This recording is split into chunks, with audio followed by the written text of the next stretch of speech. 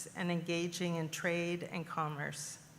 Between 1781 and 1820, 8 treaties were signed between the Crown and the Mississaugas of the Credit First Nation, who opened their territory to settlement.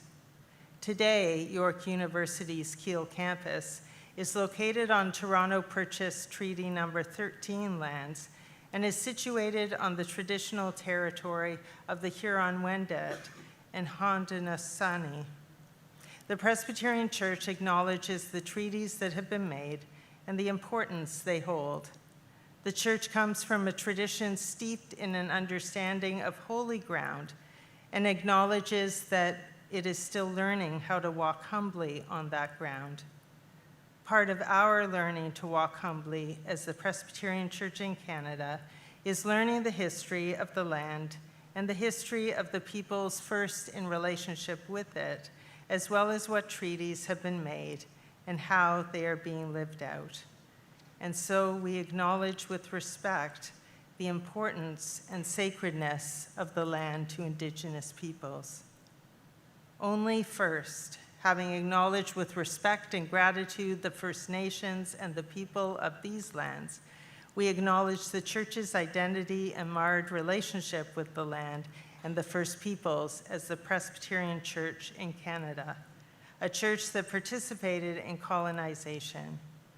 Guided by our 1994 confession, the United Nations Declaration on the Rights of Indigenous People, the Truth and Reconciliation Commission's 94 calls to action, and our 2024 apology for our complicity in colonization and the residential school system, the PCC commits to repair and redress for the harm we caused as an active participant in colonization and to a future of walking humbly on this holy ground.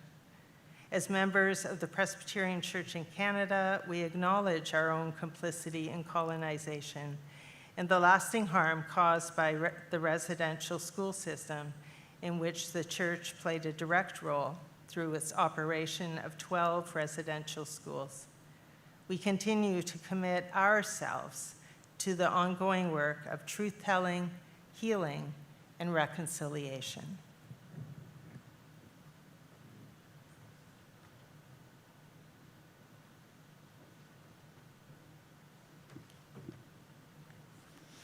Just a few really short comments before we get going. It is good to be together to do God's work. As we read that verse a little bit ago, first of all, thank you to Susan Brazier and all the others who led us in such an amazing worship service to open. I'm grateful. Sometimes new things just spring up, don't they?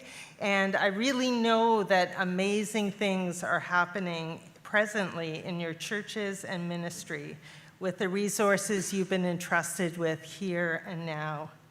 I know that sometimes it's hard to find them, but let's try to see the story and share stories of the Spirit working in small but incredible ways.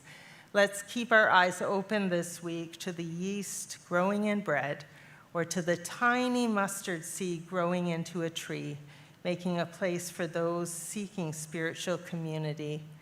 I look forward to learning as we learn from one another in informal conversations, and here during this meeting as we discern God's wisdom and learn of God's amazing grace. Please remember, you know my name, probably, maybe, but I don't necessarily know yours, so I'm grateful that everyone needs to wear name tags or just remind me. I said this morning at the Commissioner's Breakfast, I very much want to hear from ruling elders as well as from teaching elders. We do the work of the church better when both fully participate. So please consider going to the microphone if you have something to share. At times, I will privilege people who have not spoken yet. Even if all of us, I'm sure, have brilliant things to say to every motion, we don't necessarily have to say them at the microphone for every motion. And if you're in line and a point's already been expressed by someone else, perhaps it doesn't need to be said again. I appreciate your patience. It may take some time when I need to consult with clerks to make a decision. And lastly, just to say my chaplains will be Charles McPherson and Amanda Henderson Bolton. Feel free to give them any prayer requests that you may have in writing. Thanks. And now the commissioner's orientation, I believe.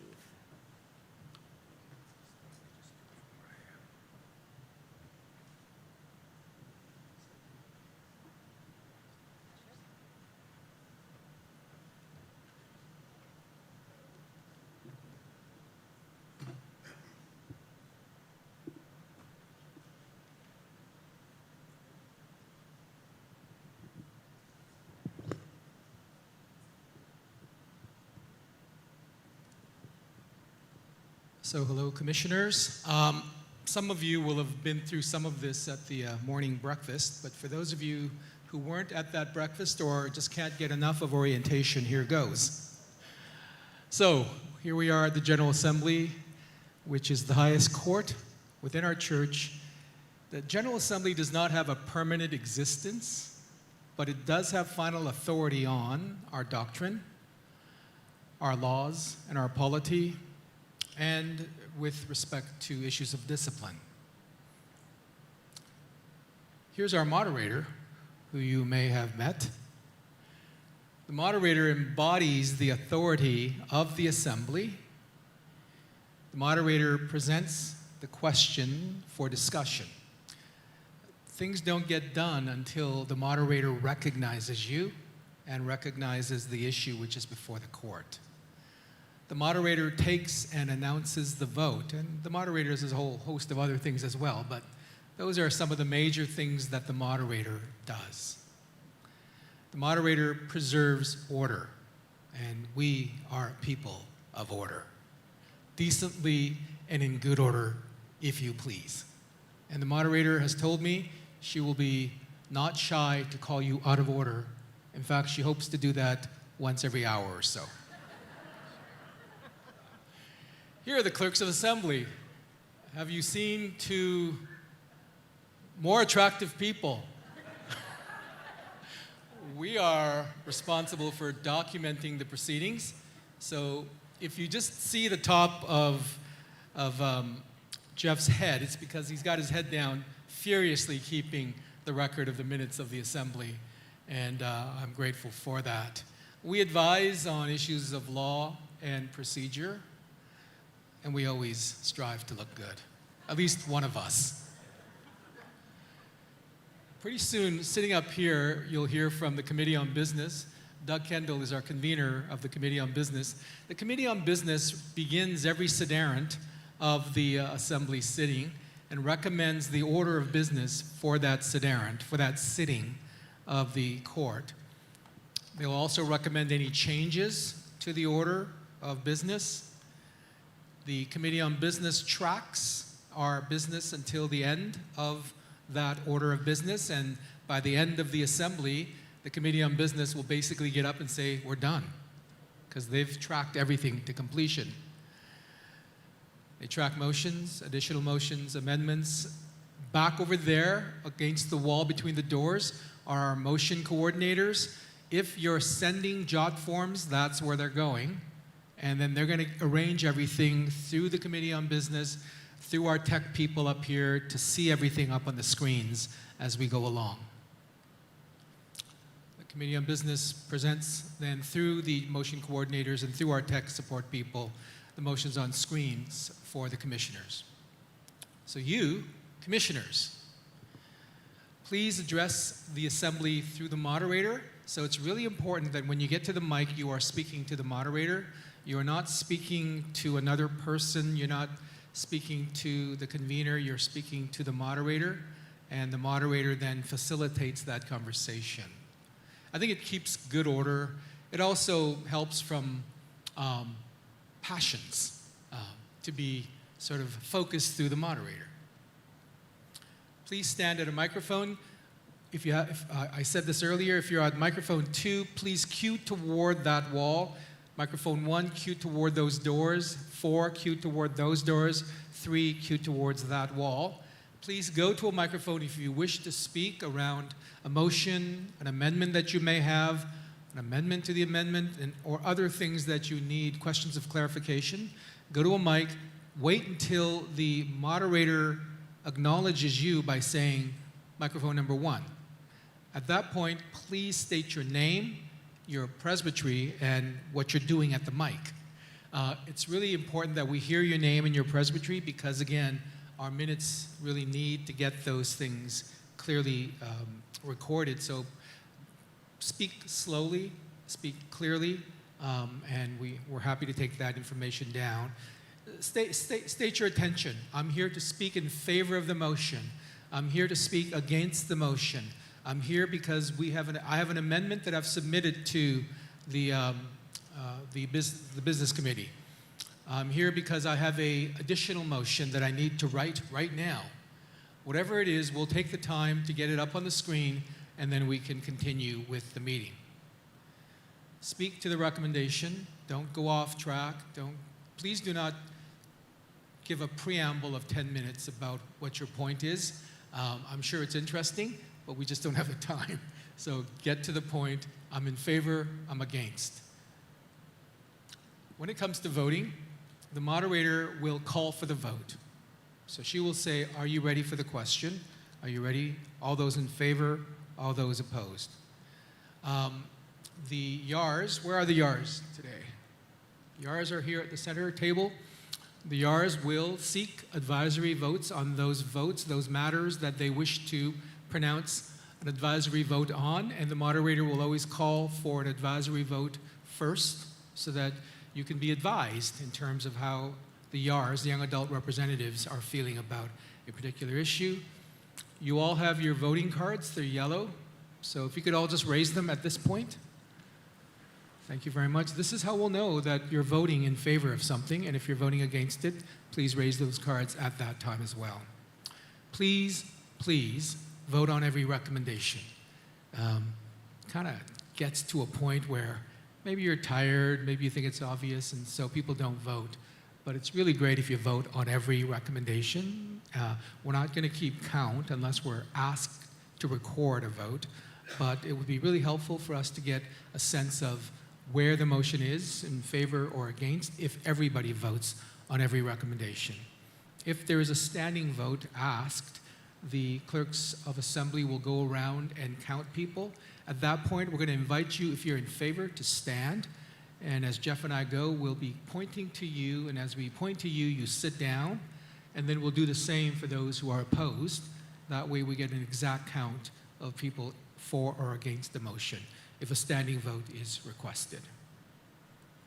So making a motion or amendment, I'm going to show you this thing here.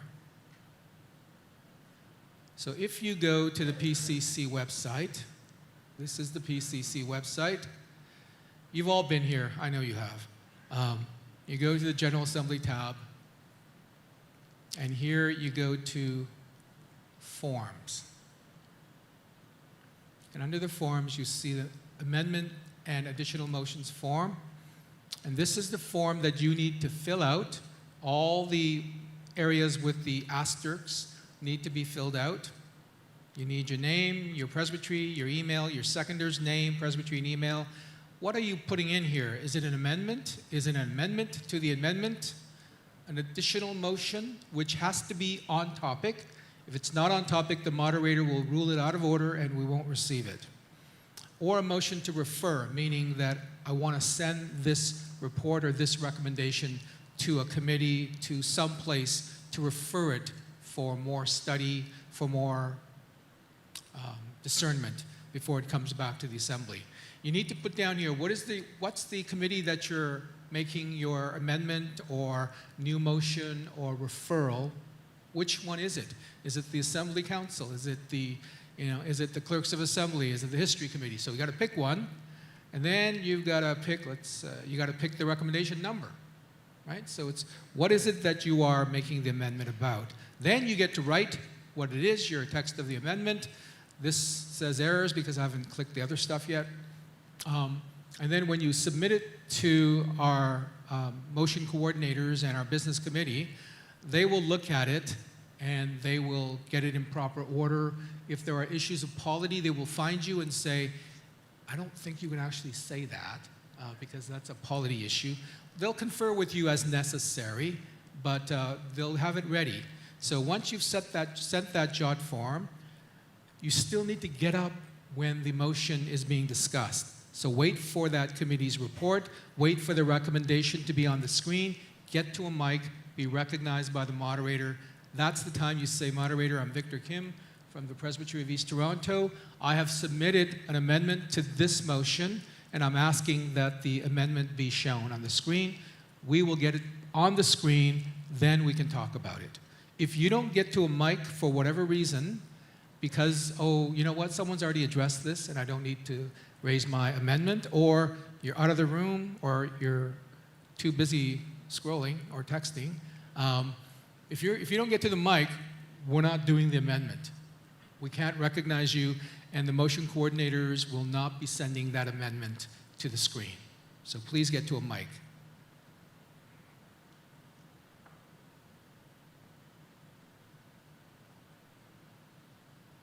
So I've already covered all of these.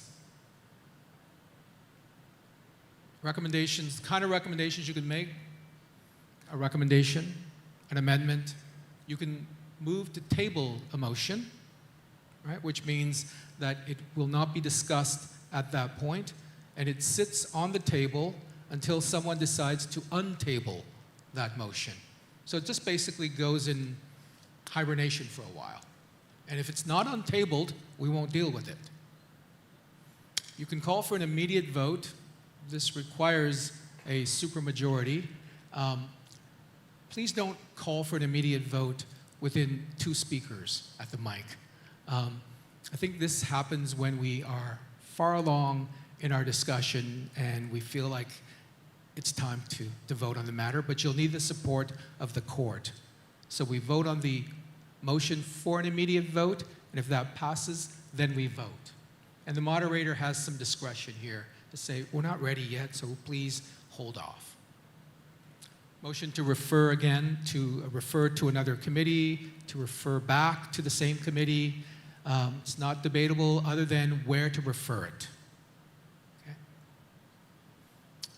Dissent is an important part of our process, so if there is a vote that is taken and you feel very strongly, so please be clear about this, dissent is not, I disagree, and I just want to say I disagree. Our process is that we collectively discern God's will together through our prayers, through our discernment, through our discussions, and through our votes. And there are times when your opinion will be different than the majority. And I think for the majority of times, that's okay. And we recognize that in our polity and in our governance, in our theology, it's okay to say, I didn't get my way, but I can support our way. I can support the decision that the majority of our commissioners have made. And I think there's grace in that, and it's important that we recognize that. However, there may come a time when you feel very strongly convicted through your own faith and through your own integrity or morality to say, I cannot stand together with this decision. Then at that point, you're free to go to a mic and say, Moderator, my name is Victor Kim from the Presbyterian of East Toronto. I wish to record my dissent on this vote, on this recommendation. You also have the ability to record your written dissent. And if you go back to the forms, you'll see that on the forms there is a dissent form. Click on that.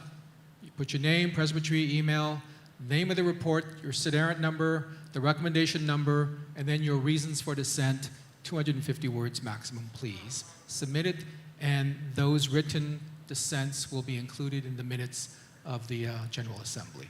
But again, dissent is only for those matters that are truly fundamental to your convictions and you really feel like you need to stand apart from the decision of the General Assembly. So not a matter to be taken lightly at all. Sometimes we move into a committee of the whole. that would, somebody would have to make a motion to say, moderator, I move that the assembly move into a committee of the whole. Once that is granted, we become basically a committee, and someone will act as the convener of the committee. We'll continue to take minutes of that, but once we get into a committee of the whole, the sort of the rigor of how we do debates and how we speak is loosened a bit, so people can speak more than once to a motion, to an idea, and it allows for a bit more freedom in discussion to go into a committee of the whole. We don't do this often. The convener appointed moderator leaves the chair at that point. If the motions are made in the committee of the whole, they're not recorded in the minutes of the assembly, but they're recorded separately. And then when the committee rises, then the convener of that committee of the whole presents the report to the assembly, embodying any of the results of the deliberations.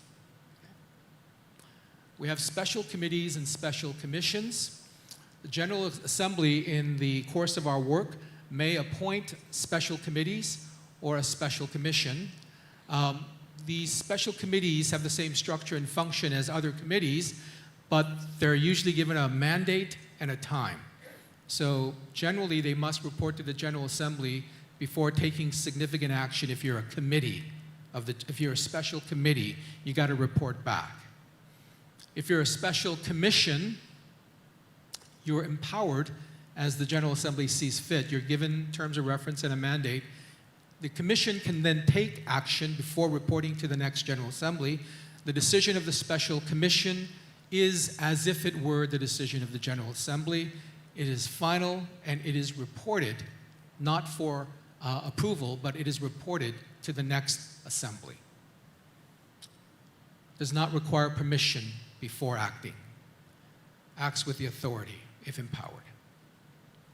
So, final note, there is a prayer room, 344, available throughout the assembly, 30 minutes before every Sederunt, and it's sort of open throughout the day. If you want to go and pray with your fellow commissioners, it's always open. We have resource people there that will be happy to welcome you and engage in prayer with you. So, if there are interruptions to the assembly, and you know that yesterday during our worship, a group of people handed out some flyers, we ask that if that were to happen here, that you remain in your seats, you allow the assembly staff to do what we have been trained to do. We will contact university authorities. You know that there are people here at the entrance to Assembly Hall who will be looking for these. If you don't wear these, you can't get in. And we're asking that we respect their work and we don't engage with anyone who might get through. If they're distributing material, please don't take it. They'll put it in front of you, whatever, but please don't take it. It's a difficult situation at times, but please don't engage. Don't feel like you have to confront anyone or get into a conversation with them. Please let us deal with this.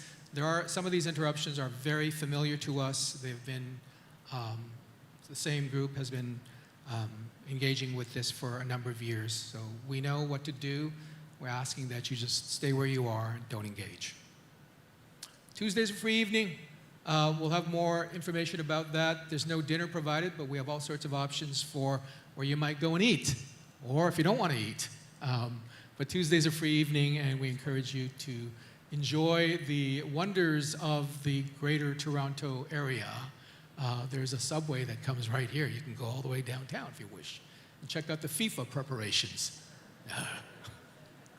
All right, thank you. That's the orientation. Does anyone have any questions?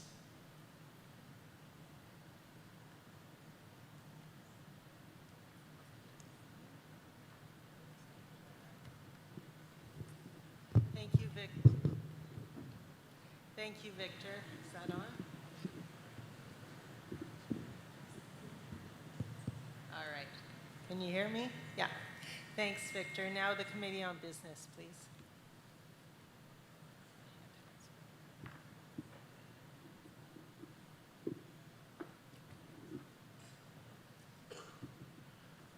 Thank you, moderator. The first thing we'd like to do is make a mention about the Committee on Education and Reception. The report of the Committee on Education and Reception is found in the Ministry and Church Vocations Supplementary Report number 13.1 in your list of reports. In the past, it has not been the practice of the General Assembly for the recommendations of this committee to be debated openly in the court, and the committee is not bringing them before the court at this moment right now. However, the committee welcomes inquiries and discussions about any of its recommendations with commissioners from the particular presbytery that endorsed the application. So commissioners seeking such consultation on behalf of the presbytery are asked to speak with Reverend Tim Purvis, Associate Secretary of Ministry and Church Vocations, to do that before 6 o'clock tonight, because the report will likely come up tomorrow. And Tim Purvis is standing in the back. He's going to wave his arms. Excellent.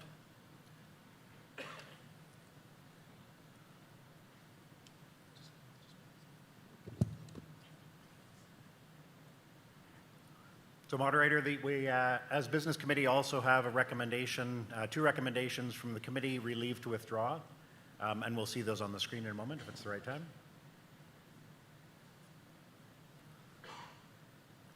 So, recommendation 1, moved by Karen Dimmick, Presbytery of Ottawa, seconded by Paul Kang, Presbytery of East Toronto, that these regrets from the following commissioners be received. Would you like me to read them, moderator? No, I think people can see them.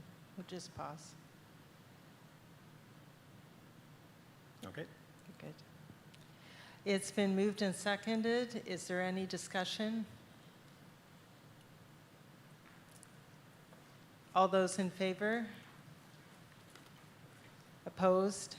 Carried. Thank you, moderator. We have a second recommendation as well, again moved by Karen Dimmick, Presbytery of Ottawa, seconded by Paul Kang, Presbytery of East Toronto, and the following commissioners be granted leave to withdraw from these specific Sederunts. And just so you know, when you fill out your JOT form, that information comes to the Committee on Business. We have the reasons why the people are asking for leave to withdraw. We present only the names of the people in the Sederunts they'd like to withdraw from. So Business Committee makes the decision about which to recommend to the Assembly.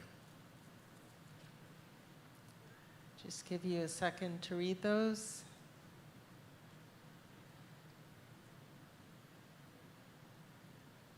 Any discussion? All those in favor? Opposed? Carried. Moderator, I believe that's all we have from the Committee on Business at this time. Thank you. The agenda will be put up on the screen, and that's what's before us as we move along. Great. There are no changes at this time, to my aware, Okay. to my Thank you. knowledge. Thanks, Doug.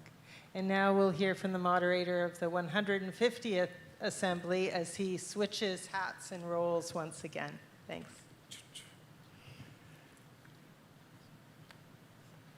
Moderator and commissioners, I am very pleased to offer to the Assembly my final edition of Moderator Monday. After the 2025 General Assembly, the Come and See pilgrimage to Palestine and Israel occurred early in my term, and that experience has remained with me throughout the year, and I've shared some of the experience and of what we saw, heard during that visit through the Moderator Monday social media posts, in presentations across Canada, newspaper articles, and of course I continue to reflect on and integrate the experience in my life. Now, it is one thing to go and see and to hear something, but given what was seen and heard and what I continue to read about, there is the challenge of articulating and sharing the experience.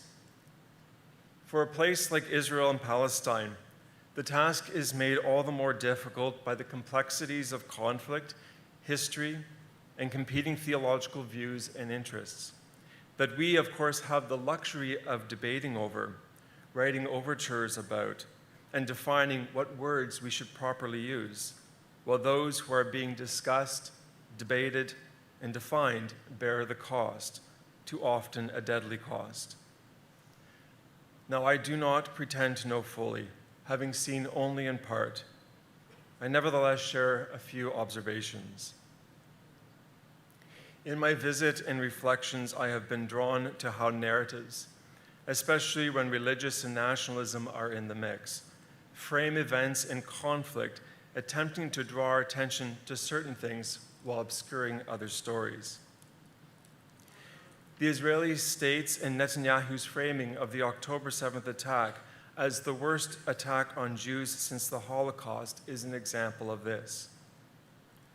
While the attack and such violence should always be condemned, and it has been, as the attack led to the killing of 12,000 persons, both militant and civilians, and the capture of about 250 hostages, narrowing the focus on that atrocity alone, and framing it as an attack on the Jews, obscures and ignores as how it was an uprising not against Jews, but the state of Israel. It was a violent response from militant Palestinians breaking out from the open-air prison that is the Gaza Strip into land that was taken from them.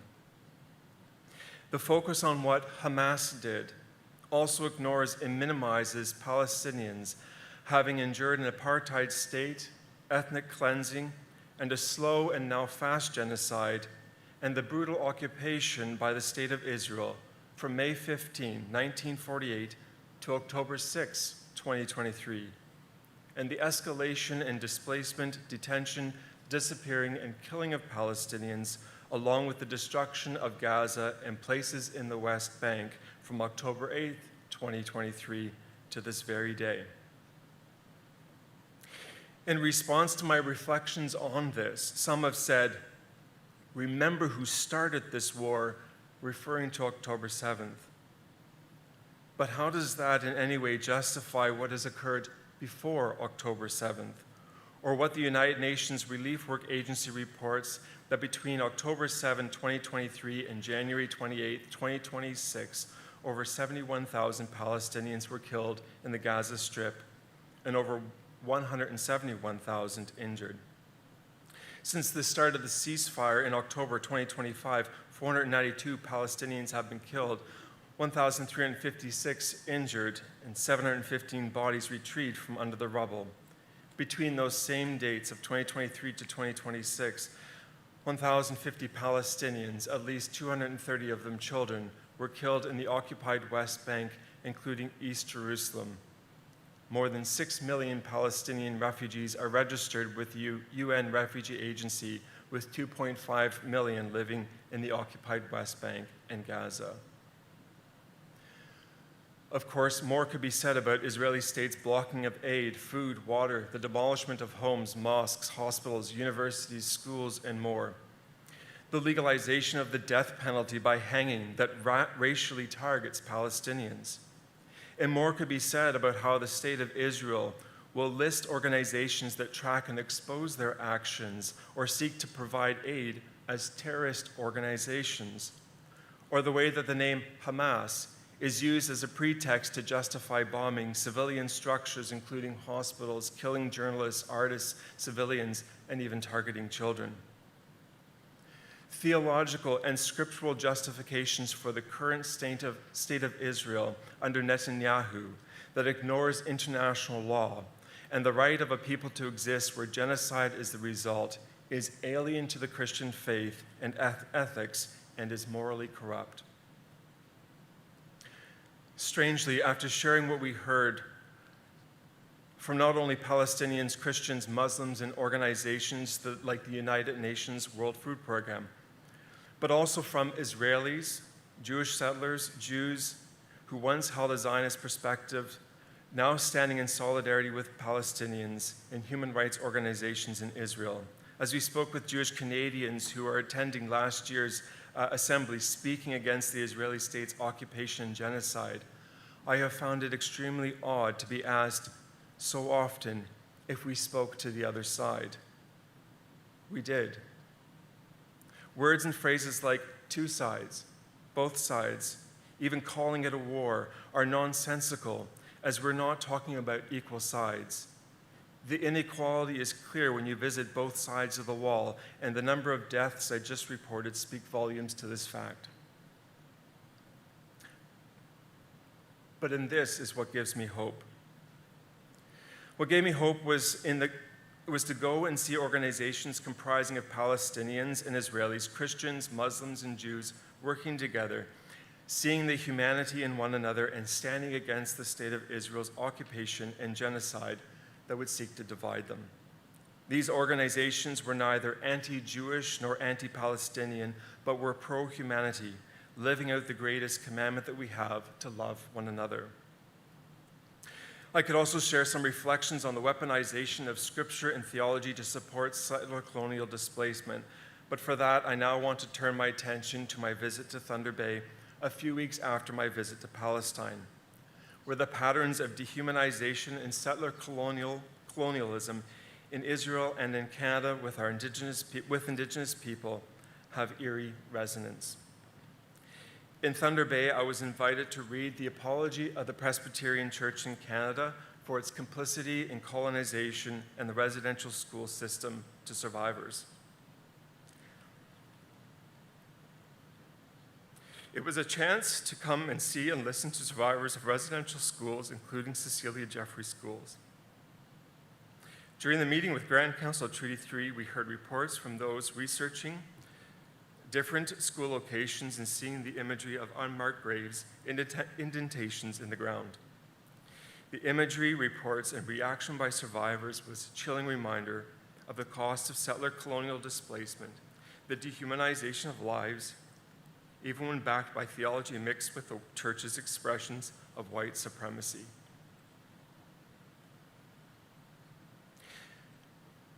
This year, of course, I was encouraged and moved by the ministries with Indigenous people in the Presbyterian Church, where the gospel is lived out in action, attending to the vulnerable, being spaces of love and acceptance, places of healing, and of strong faith amid pain and struggles.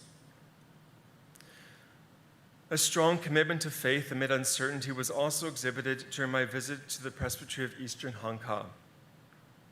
While many presbyteries may have moved through the changes with respect to marriage and ordination following the remits of 2019 with little to no changes, while visiting the Presbytery of Eastern Hong Kong, I was reminded of the pain and struggles experienced by many Korean churches, some losing up to 80% of their congregation because of the remits. Yet amid that pain was a determination and a commitment of faith to God amid changing societal and cultural landscapes. The clerks of assembly, this is where both hats kind of come into the mix. The clerks of assembly recently received a declaration entitled "In an Age of Change Following an Unchanging Calling" from Korean Presbyterian ministers that affirm this calling and commitment to the faith. And I look forward to this being shared more broadly with the church. That declaration states, "The Presbyterian Church in Canada came to Korea with the gospel and planted churches there. Today, it has also generously extended love and support to Korean immigrants in Canada so that they may establish communities of faith. Remembering that we are a community built upon this history of grace, we commit ourselves to honoring the theological tradition and missionary heritage of the Presbyterian Church in Canada. Together within this denomination, we pledge to build the kingdom of God and to write a new narrative of hope and possibility." The ministers also state in the declaration, "We earnestly desire that churches of diverse theological backgrounds and cultures may continue to live faithfully before God within the denomination according to their own confessional traditions and freedom of conscience. While our congregations may hold strong and diverse theological convictions, I was moved by this example of it being possible to live together with parallel and different definitions of marriage, and to honor one another's theological differences, given that our calling as God's people is centered upon God's grace. Our shared calling is to continue the ministry of Jesus Christ as we build up and even live into the ways of God's kingdom." And finally, I am grateful for the chance to come and see and hear from presbyteries, congregations, theological colleges, all of whom in these anxious and uncertain times share this common commitment to Jesus Christ and to the church Christ calls us to be as we bear witness to God's love in the world. I thank you for this opportunity to come and see this Presbyterian church of ours. Thank you, moderator. Jeff, I want to thank you for your courage, for going into so many difficult places on our behalf, for your courage in sharing your stories, and for your leadership. I'm grateful. Let us pray. Eternal God, your Spirit moves within and among us and in all of those places where injustice reigns unchallenged. Unite us as your people and help us to not be apathetic, but to engage. Help us to listen to one another and to listen to the stories of people around the world.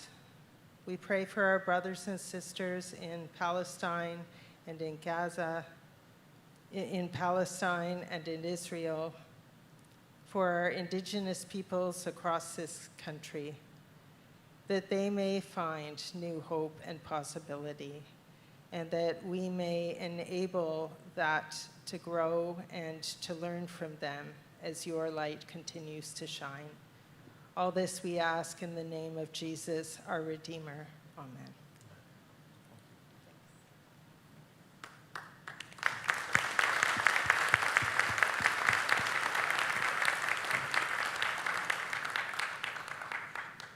Now the Assembly Council report will be presented by Victor Kim as Daniel Cho is unable to be here.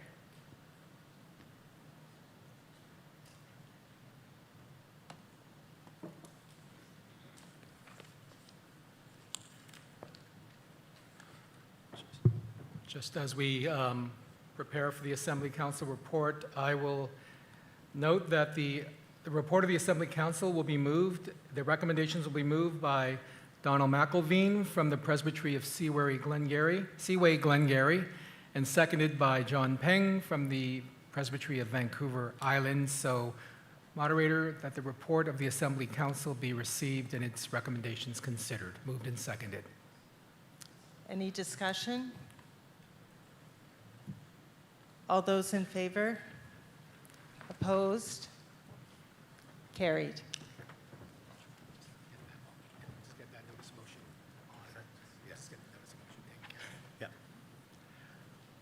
Moderator, the Business Committee has an additional recommendation. You may recall that last evening we had a notice of motion about reconsidering the membership of the Assembly Council. We did the notice of motion last night, and now the motion actually comes before us. So moved by Karen Dimmick, Presbytery of Ottawa, seconded by Paul Kang, Presbytery of East Toronto, that the membership of the Assembly Council be reconsidered. All right, any discussion? Questions? You got somebody, moderator, coming to mic 3. Yeah. Microphone 3. Bartholomew Alexander from the Presbytery of Calgary-McLeod. I want to speak against this motion. I was thinking of raising a point of order, but just last year at the General Assembly, the Reverend James T. Hurd had a motion that passed through General Assembly to return to the regional rotation of appointments. And that passed, and this is a respectful man that has served the church for decades. And I think the bottom-up nature of Presbyterianism, requires that presbyteries appoint. I think presbyteries can be made aware of various needs, and I think they would be capable of meeting those needs. Okay, excuse me, point of order. We're just voting now that the membership be reconsidered. And then when the more specific recommendations come, you're welcome to speak specifically to them. Against, if you wish. Thanks. Any more discussion? All those in favor of the motion? Opposed? Carried. Moderator, I'll just give a quick overview of the work of the Assembly Council. You've read this, and I don't want to go through too much of it, but just the purpose and accountability that the Assembly Council is a coordinating and a prophetic body. We report to the General Assembly, and we're charged with the responsibility of ensuring that the work of the church is carried on efficiently and effectively within the policies established by the General Assembly between assemblies. So you can read about the responsibilities, the membership, the current membership of the council in the full Assembly Council report. So I want to move on and go to the consent agenda. So if I could have the consent recommendations placed up, that recommendations ASC 2, 3, 4, 10, and 11 be adopted by consent. It's moved and seconded. Thank you. Would anyone like to remove one of the recommendations within the consent calendar? Okay, I think you have somebody coming to mic 2. Thank you. Microphone 2. Moderator Susan Kerr, Presbyterian of Hamilton. Could we just have a moment when motions are going to be put into a consent agenda? Can we just have a moment to look through those named motions in the report before we call the question? Yeah, Thank you. we can pause for a moment. Thank you. But we're hoping that Oh, I know. it's Yeah. been Thank written you. already. Thank you. It was brought up in the breakfast this morning that if you go to the summary section, as I need to do as well, then you get all of the recommendations in a row as opposed to the more detailed reports. So we'll pause just for 30 seconds, if that helps.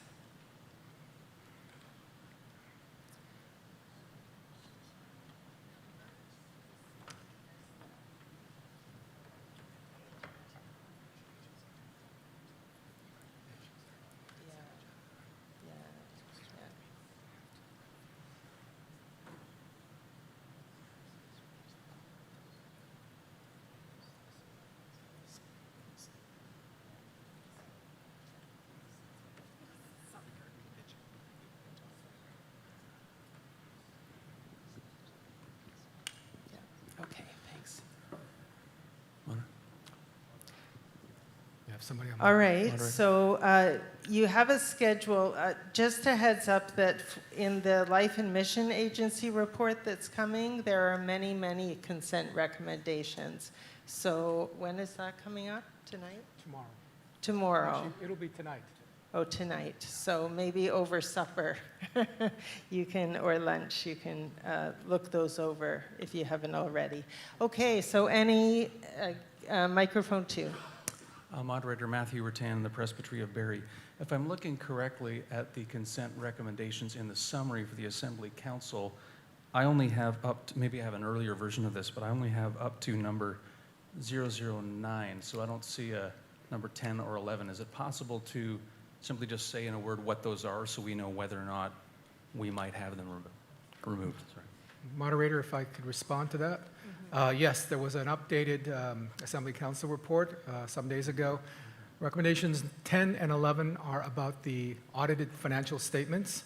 So normally at the end of every Assembly Council report, there are 2 recommendations that the audited financial statements for the consolidated fund and then for the pension fund be received once completed and approved by the Assembly Council and the Pension Board. Thank you. Right, anyone else? Are we ready to vote on the consent calendar? All those in favor?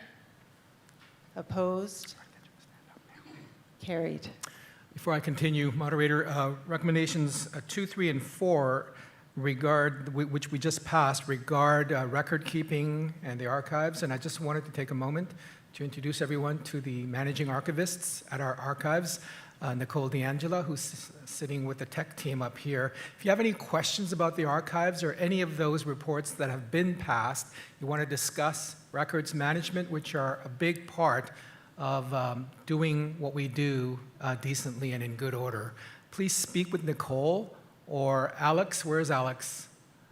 She's there. There she is. Alex is our archivist. She's walking around taking pictures, but 2 of our archivists are here. Please speak with them about any questions you might have about how we keep records, digitization, all of those things. I know they would be more than pleased to talk to you about these things. Thank you. So moderator, I'm going to move that recommendation number 1 it's moved and seconded, and that we consider recommendation number 1, that with the difficulty in receiving nominations from presbyteries for appointments to the council, we find that many presbyteries are stretched in terms of the people and the resources they have. And we also recognize that in the council, we need sometimes particular skill sets as part of our membership. So we're proposing a change to the terms of reference as follows: that the Assembly Council be granted permission to approach presbyteries to request the appointment of individuals with specific skill sets, remaining mindful of regional representation, but without following a designated cycle of regional presbytery appointments or an alternating clergy lay rotation, and that the terms of reference for the Assembly Council be updated as appropriate. It's been moved and seconded.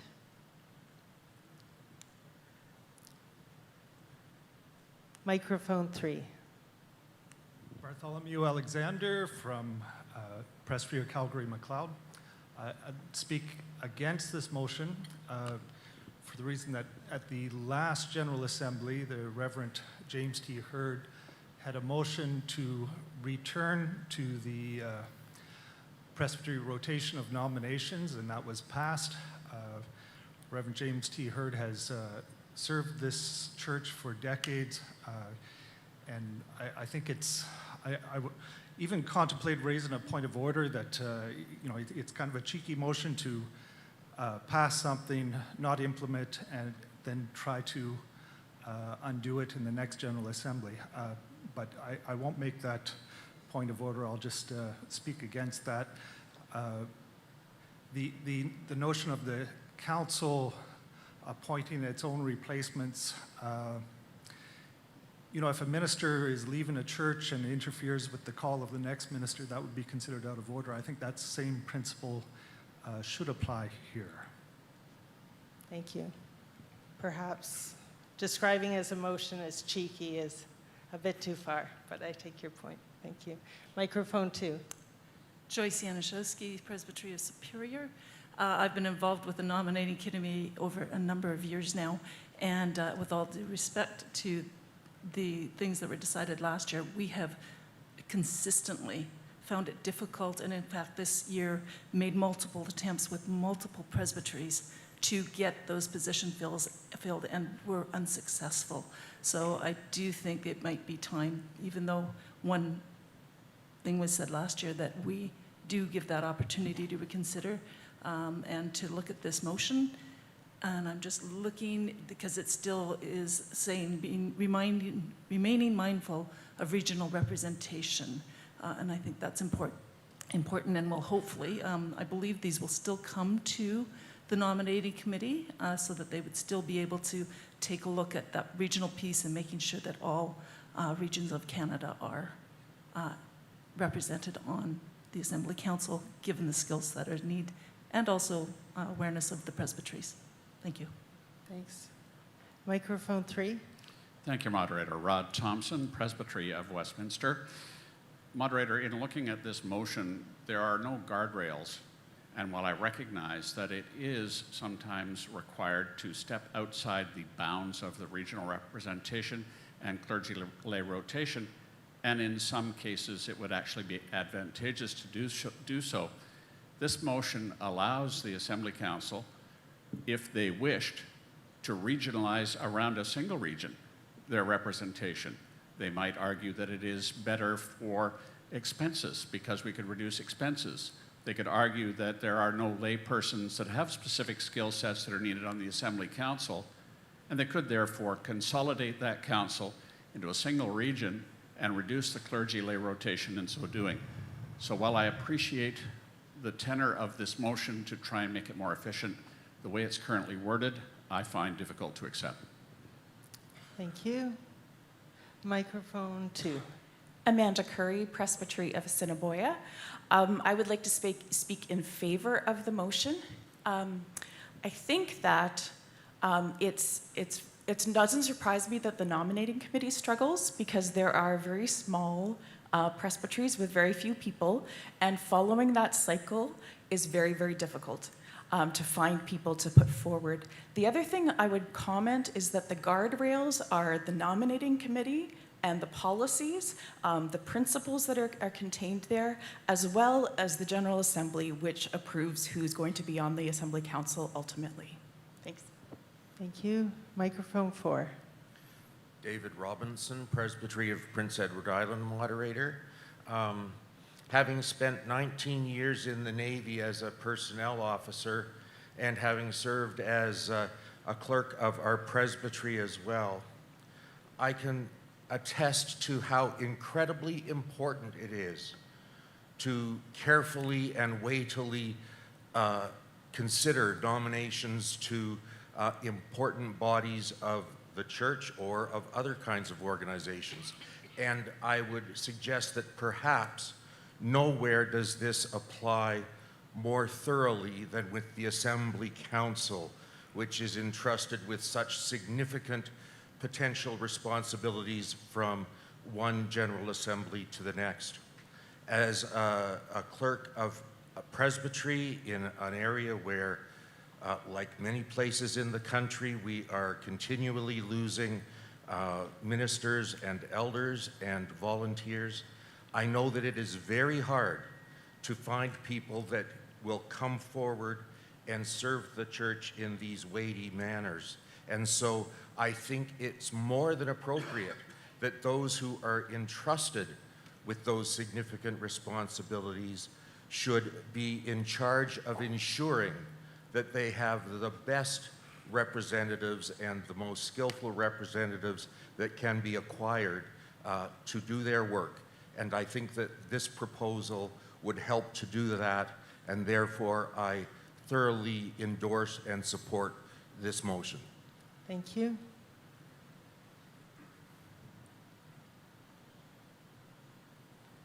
Would the mover like to reply? No, thank you. No, moderator. Ready for the question? You have somebody on mic 1. Oh, sorry. Microphone 1. Thank you, moderator. Robert Hayashi, Presbytery of Oak Ridges. Just a question of clarification, moderator. When the recommendation speaks of remaining mindful of regional representation, does that regional representation also include clergy lay rotation to be mindful of? It doesn't explicitly say so, but I was wondering whether that is part of that mindfulness. Thank you, moderator.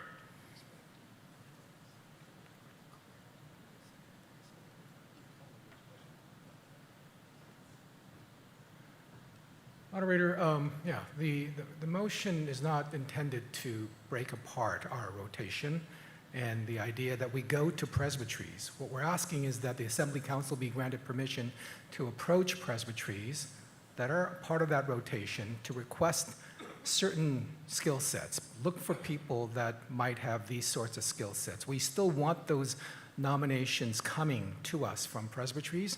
We want to follow these rotations as much as possible. There are times when there is like a convener of the Assembly Council's rotation is clergy lay, clergy lay. Sometimes we've been faced with situations where we just don't have the appropriate people in those positions where we can make that rotation. So sometimes we would like to be able to have the ability to say, well, we may have to have 2 lay people in a row or 2 clergy in a row if necessary. But the intent here is that we would try to continue to respect the system that we have, but recognizing that I think we can't be, we realize the struggle of trying to get representation from presbyteries for the Assembly Council. You just need to be on that nominating, the committee to nominate standing committees to realize how difficult it is to get people nominated. And with that, you know, we don't want to be in a situation where we have no alternatives. So this gives the Assembly Council some measure of being able to suggest who might be a candidate for nomination. So yes, Robert, clearly we would respect this as far as we're able. Thank you. Microphone 2. Moderator Duncan Robertson, Presbytery of Montreal. I would like to propose, after listening to the discussion, I would like to propose an amendment. And that would be to replace the words reminding, mindful of, with the words assuring regional representation, Okay, but without following a designated cycle or an alternating clergy rotation. do they have this amendment?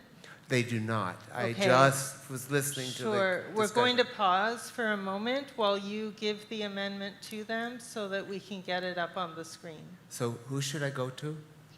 To the back. Coordinators at the back. Thanks. And you'll need to bring a seconder with you. Oh, yes.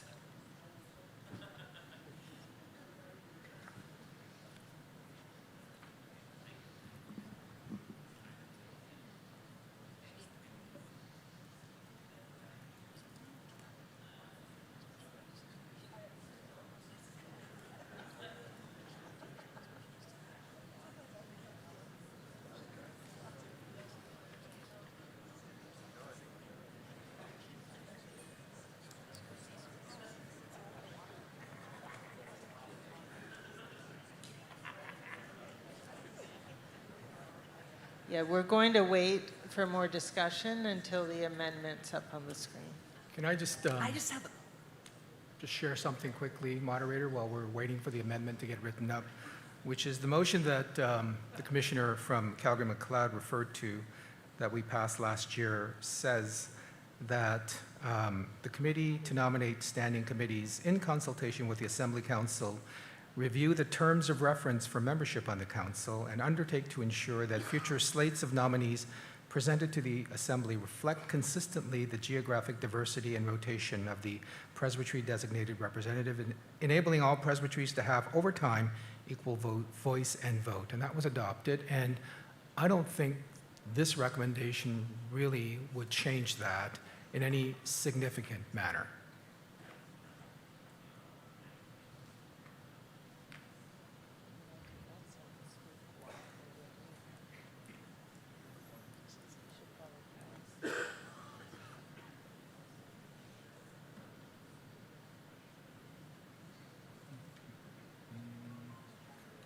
Moderator, I just have a question while that's happening. Is that okay? Yeah, go ahead. Meredith Robertson, Presbytery of Kootenay. Has every presbytery been asked about filling these positions? In the rotation, yes, every presbytery gets asked. Okay, I'm Over not time. aware in our presbytery, and I'm married to the clerk, so I'll check with him. But I don't remember There might be any a of this. problem there then, Meredith. What else isn't he telling you?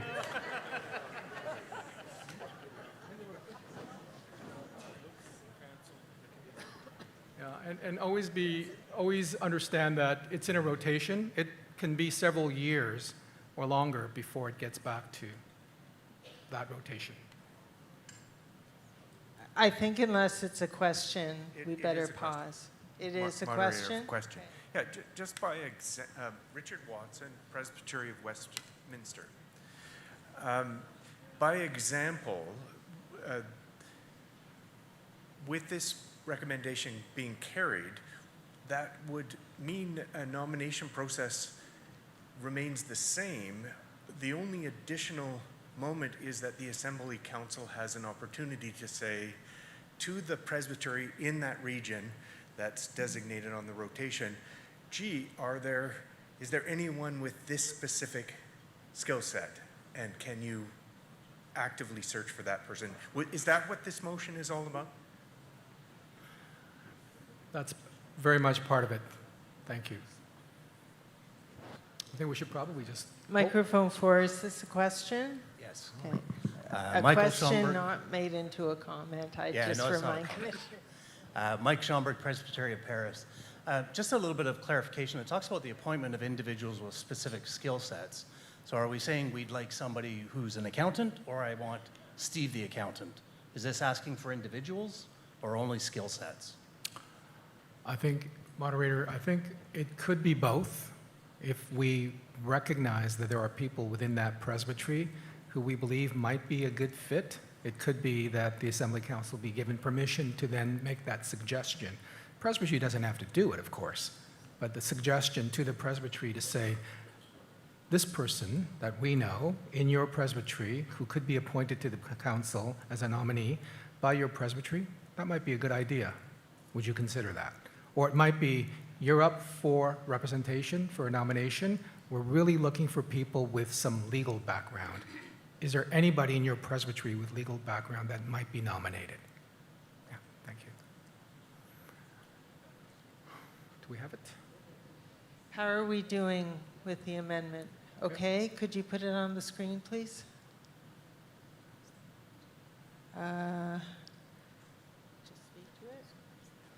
Okay, Duncan, would you please speak to this, to the amendment? So you can see the amendment is removing remaining mindful of and adding assuring. Okay, I'm proposing an amendment because I think we want to be assured that there continues to be regional representation rather than simply to think about it. I just wanted it to be really clear that we want the effort to be made to make sure that the East and the West, and as well as the center, because we do have most of our members in the center of the country, but we need to know what's going, have people from the West, we need people from the East as well, and certainly we need to get moved between the presbyteries, which I understood would continue to be done. All right, and who is your seconder? My seconder is my roommate. You can't have a roommate as a seconder. But I didn't write down his name. I'm sorry. Well, he needs to be in the It's on the court. screen. It's Dan Okay. Boateng, Don Boateng, on the Okay, screen. thank you. Thank you. Thank you. Any other discussion on the I amendment can't read it, but specifically? thank you. Thanks.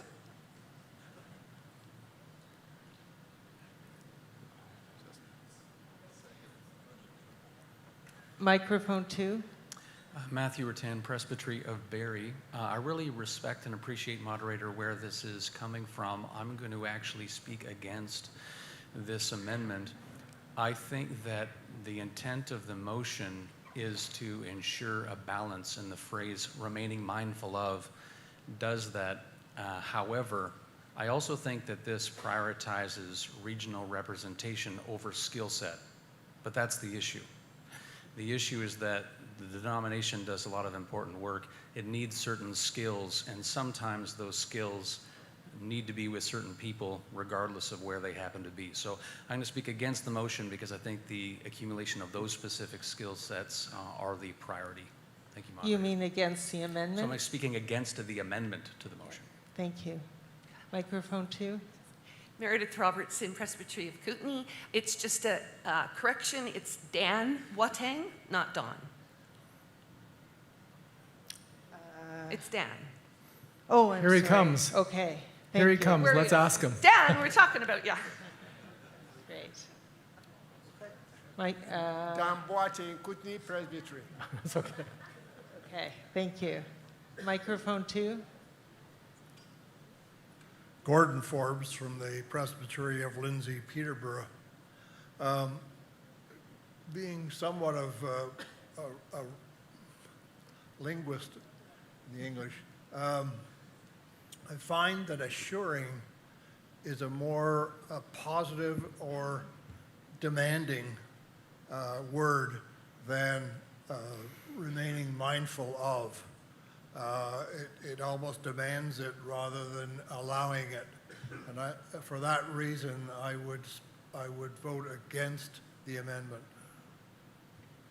Thank you. Microphone 2. Nicole Reed, Presbytery of Niagara. I also speak against the amendment.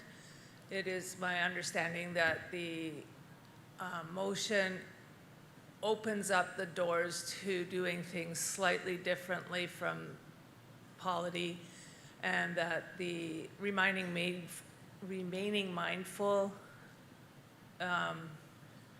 helps us think about those things, but it also opens the doors to finding people that are not available through being rigid. Thank you. Microphone 4. Jerry Verwey from the Presbytery of Vancouver Island. I speak against the amendment because I believe that the Assembly Council would initially look at the presbytery that is in rotation for looking to see if they have those specific skill sets, and that this would be a fallback ability of them if that presbytery does not have those skill sets. And that's why I speak against the amendment of this motion. Thank you. I think we're ready to vote. Any other comments? Okay.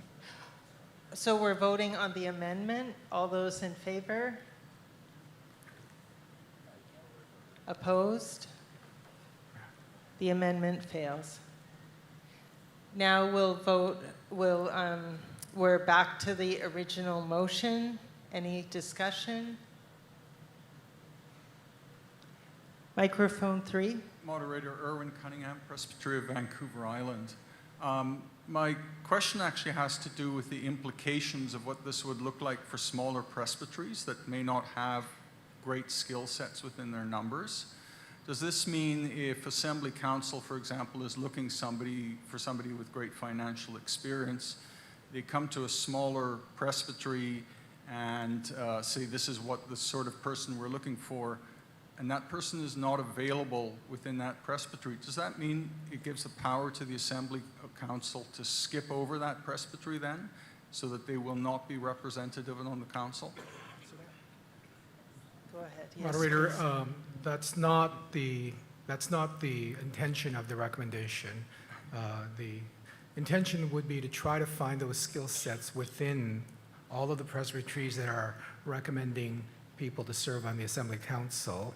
I think if there are presbyteries that don't have particular skill sets represented, we would seek other appointments from that presbytery to serve in different ways, if at all possible, and if those presbyteries actually make those nominations. Thank you. It's not if you don't have this, we're passing you over. Microphone 4, and then 1. Mike Schomburg, Presbytery of Paris. I wish to speak against the motion really for the simple reason that if individuals are allowed to be called, there's a potential that this could over time turn into this most important council really just being filled by invitation only. There's nothing to stop that from happening in the future. So because of that reservation, I speak against it. Microphone 1. Moderator, one of the YARs has an amendment. They have it at the back and would be willing to speak to it if that would be okay. Yes. Who is the mover? Joy. And do we have it on the screen? They're working on it right now. Okay, we'll and pause. I will be seconding it. Okay. There is a question for the YARs. If they are putting forward an amendment, can two YARs put it forward, or does one of them need to be a commissioner? YARs are allowed to move and second, so both of them can be YARs. Okay, excellent.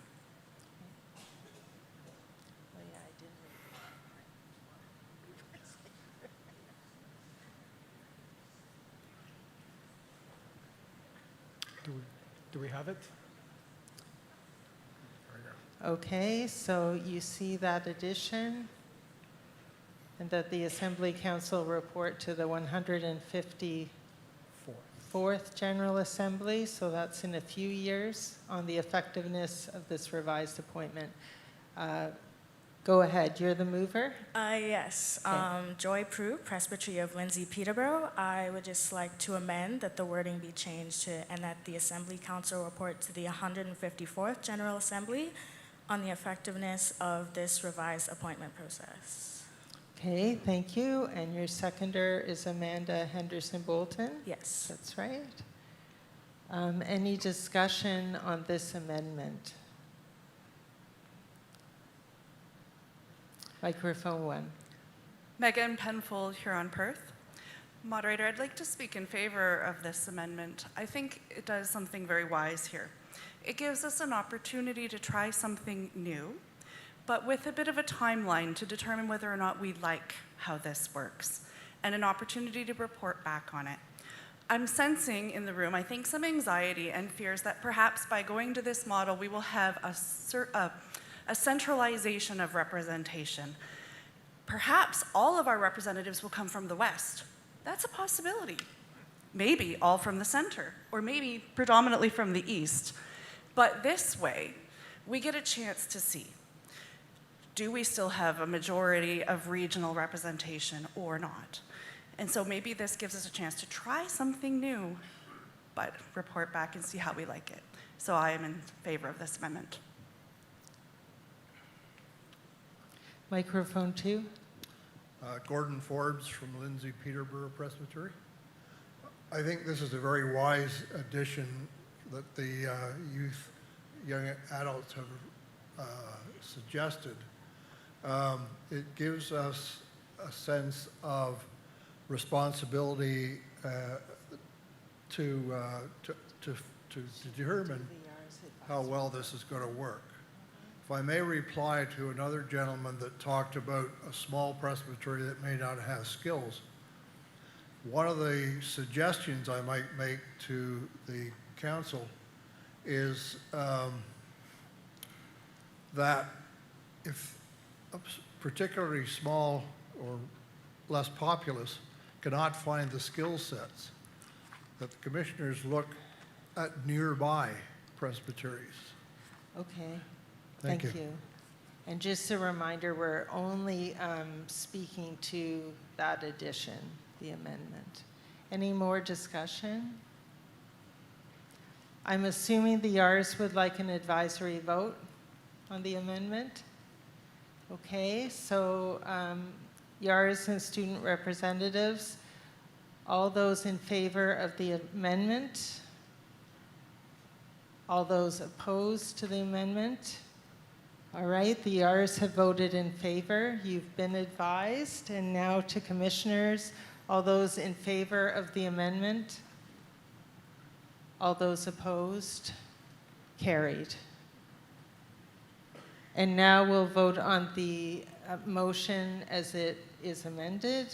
Any discussion? Seeing none, all those in favor of the amended motion? Opposed? Carried. Thank you, moderator. Moving on to the next section of the report.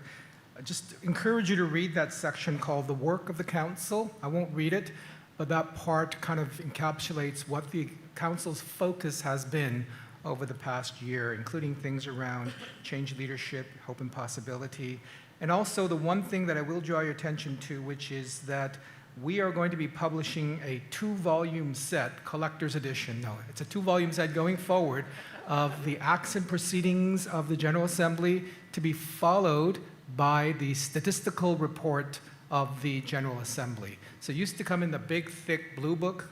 It's going to come now in 2 half as thick blue books. They're both documents, official documents of the General Assembly.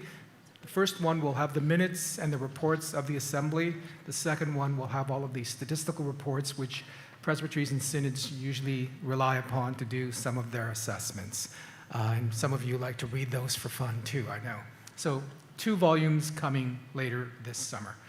With that, moderator, I would like to invite the Reverend Dr. Pablo Kim's son, who is our intercultural liaison, to give us a report on the updated report on the work of the Intercultural Liaison Office. Thank you. Pablo, welcome.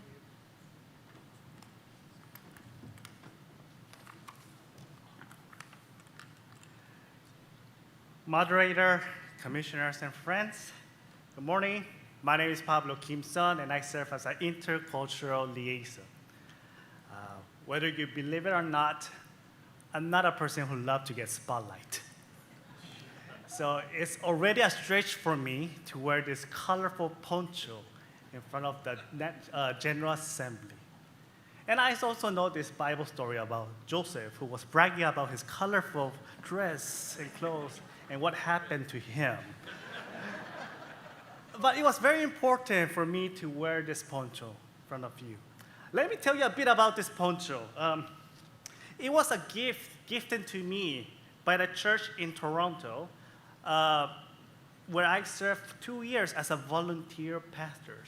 And there were people who came all across South America, Latin America, who mostly came to Canada as refugees. So into the process of coming to Canada, they lost so much. But they also brought their gift, their color, their craft, and their faith. So look at this. It's very beautiful. There's no background color here, and there's no thread that is centered around. The red is not the host of the purple, and the yellow is not the guest of the red. They're all woven, weaved so deeply and become one. And all of them have become something that none of them alone could have become together. There's some wholeness, some togetherness into this. So when I imagine about intercultural, this is the closest I can come. Many colors woven so completely into one another that together they make something none of them could have made alone. Something beautiful, something whole. That this is the church I believe God is calling us to become. Some of you know exactly why this office exists. Many of you may be wondering, who is this? And what does our church have a general secretary for something called intercultural? The answer isn't really about me. It's about a story this church told itself and a decision you made. In 2022, a special committee brought a report to this assembly under a title that was really a question, and the title was, Ever Really Part of Us? They listened to more than 100 people across Canada, across this denomination, Korean, Chinese, Arabic-speaking, Taiwanese, Hungarians, Caribbean, Filipino, Cree, and Euro-Canadian. And what they heard again and again was racism. Not always loud, but often quiet. People welcomed at the door, but never handed the keys. People who had served for 20 years and were still asked where they were really from. One elder said to the ethnic churches, they were never really part of us. So this office had to integrate some of anti-racism practices because that is what people's experiences demanded. But as we listened further, we heard something underneath the racism, which is colonialism. That pattern of one culture treated as normal, as the standard everyone must conform to. Our history carries this, the assumption that indigenous and immigrant communities eventually should become like us. And so this work also had to carry up some of our decolonizing lens. Not to assign blame, but to ask whose ways of worshiping, deciding, and leading we have quietly treated as the only right way. And there's another reality that we are facing. Our communities are growing more diverse every year. By 2041, it is projected that close to the half of Canada will be indigenous or black and a people of color. But this is not simply a demographic challenge to manage. The people are arriving in our pews and our pulpits. They are part of the global movement of world Christianity. And they do not come empty-handed. They bring gifts, ways of praying, reading scripture, building community, and following Jesus that our denomination needs and is impoverished without. The question is not whether we can make room for them. It is whether we will let ourselves be enriched by them.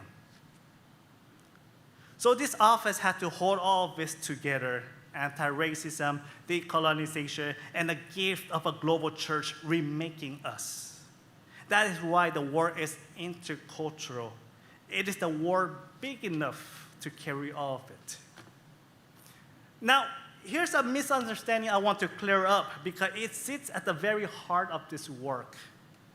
Some assume this office exists to help new immigrants settle into the PCC, to learn our structure, our culture, our way of doing things, and fit in. And there are other offices and people and presbyteries supporting that. But this is not exactly what the report was asking for this intercultural liaison. They asked for something far more demanding. They didn't ask us to help newcomers become better Presbyterian of the past tradition. They rather asked us to begin reshaping the denomination itself to set its path toward becoming genuinely intercultural. And none of us gets to stand out outside of this as the teacher. The long-standing Euro-Canadian heart is learning. The new communities are learning, and I am learning as well. Becoming intercultural is something we all do together, or it doesn't happen at all. So this is not about fixing one part of a church. It is about the health of the whole PCC ecosystem, congregation, courts, and committees, and nudging it over time toward a place where difference can flourish. And a change that big doesn't happen by issuing a statement. It happened by creating the conditions for generative engagement, building capacity, building network, and finding ones who will carry it forward. Now, you'll hear three words almost used interchangeably in this work. And the difference between them is the whole point. A multicultural church has many cultures present, diverse faces in the pews, and often stay in its own lane, and the structure go on largely unchanged. And a cross-cultural moment is a visit across the line, a mission trip, pulpit exchange, real, powerful, but temporary. Intercultural is the one we're after. Cultures actually shaping one another, sharing power, making something new together. And most of our churches are somewhere between cross-cultural moments and multicultural Sunday. And that gap is exactly the gap this office exists to bring closer. Which brings me to the two words I most want to carry out of this room, which is belonging and becoming. And these are not the same thing, and we need both. Belonging is making room so that people are truly welcome, seen, and valued, not as a guest, but as family members. It's when their stories matter, their songs are sung, and people who look like them lead. And becoming is what happens when the community itself is reshaped, when decisions about worship, governance, budget, and mission are made mutually. It is not adding new people to what already exists. It is co-creating something new together. And here's what you can't settle just for one. Belonging without becoming is inclusion without transformation. You're invited in, but actually nothing changes. And becoming without belonging is change without the relational depth. You rearrange the furniture, but no one feels at home. And we need both, belonging and becoming. That is the whole of it. So how does a denomination this size actually move? We are 2 years into a 5-year pilot, and we are cultivating a seedbed. Small, intentional, well-placed work within our denomination's wider ecosystem, where a much larger transformation can take root. And the full timeline is in the report before you. Here, I'll just give you a shape of it. And like a seedbed, it grows in stages. First, awareness. And this stage is already alive. This February, we launched our online course, Becoming Intercultural, and more than 90 people from 7 provinces have gone through it, individuals, host stations, and staff teams. The course isn't about handling down answers. It is about building a shared language, common terms and concepts, so that across this diverse church, we can actually do this work together, rather than talking past one another. Next, this fall, there's a hands-on practice. We're launching a pilot called the Intercultural Church Cohort. About 25 congregations partner with 6 presbyteries, and I want to be clear about the posture. We're not entering as experts arriving to teach. The cohort is a place where congregations bring their own stories and wisdom, try real projects in their own context, and learn together. It's a safe place to prototype, to try, to fail, to learn, and to do better together. Trial and failure are not the risk of this work. They're how the work gets done. Then, growing out of the cohort, we're connecting people into communities of practices. Our monthly e-newsletters has already begun the connecting, and in time, those connections deepen into real networks where people doing this work locally support one another, share what's working, and carry each other to what's hard, so that no congregation feels it's doing this alone. And out of these communities, the work is finally for leaders. And here's the image I'll leave with you. The church already has critical mass. The diversity is already in our pews, already in our presbyteries. What we lack is critical yeast. You only need little yeast to make the whole loaf rise. So the work ahead is to find and equip those activators, the critical yeast scattered through this denomination, who will help this intercultural bread rise. And once it's rising, it carries itself. From Genesis to Revelation, God's vision has always been a community drawn from every nation, tribe, and language. And we are invited not merely to admire the vision, but to become it. We have the critical mass. Now let us be the yeast that make it rise. We already have every color we need. What remains is to let them be woven together, imperfectly, prayerfully together. So before I close, you'll notice these reports carry no recommendation to the assembly. So there's no voting of anything today. But if you have something you would like to share with me, a story from your congregation, a question I haven't answered, an idea, a concern, even something you would like to push back, please come find me at the Intercultural Office resource table over there. I would genuinely love to hear from you, and that's where some of the best conversation happen. As for now, in the time we have, I'm glad to take any question about the report. Great, thank you. Any questions? Microphone 4. Kathy Stewart, Presbytery Waterloo, Wellington. A couple of slides there that you showed they give more than what was in the written report. And I'm wondering if it would be possible for you to share those somehow. They're very helpful. Yes, I'm happy to do that if I could. Someone could help me. Could be on the website or? Yeah, GO website, we could do that. Yes, All right. definitely. Anything else? Oh, right, microphone 4. Hi, Chandra Menix, Presbytery of Calgary-McLeod. Moderator, thank you for taking my question. And through you, thank you for the work of our intercultural liaison, Moksha Nim Kim Sung, as intercultural liaison. Thank you. The advisory committee revised its terms. I'm really sorry. Could you just move the mic so that we can hear you better? Perfect, thanks. Better? My apologies.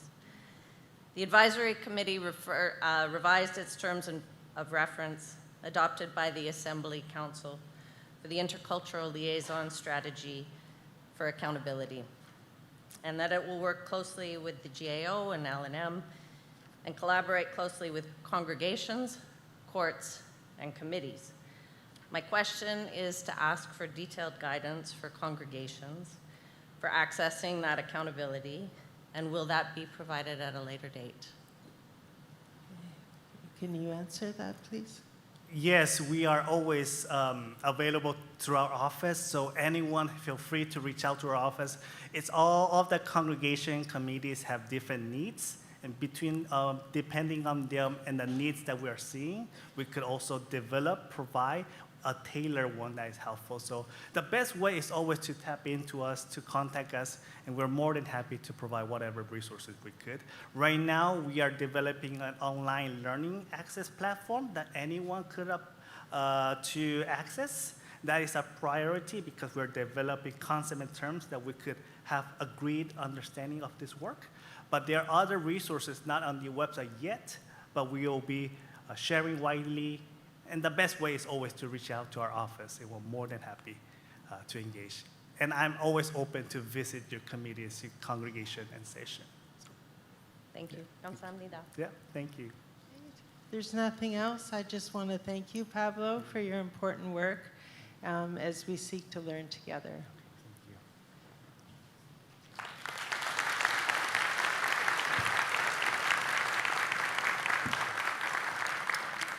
Thank you. Oh, that was for Pablo.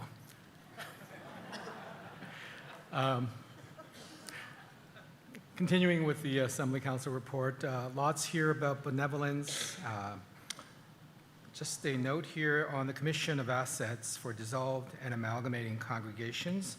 We note that in the year ending in December 2025, 7 congregations were dissolved. I'll read them. St. Paul's Church, Black River Bridge, New Brunswick. Knox Church, Campbelltown, New Brunswick. Roxborough Park Church, Hamilton, Ontario. Knox Church, New Carlisle, New Brunswick. Knox Church, Havelock, Ontario. First Church, Kenora, Ontario. St. Paul's Church, Vaughan, Ontario.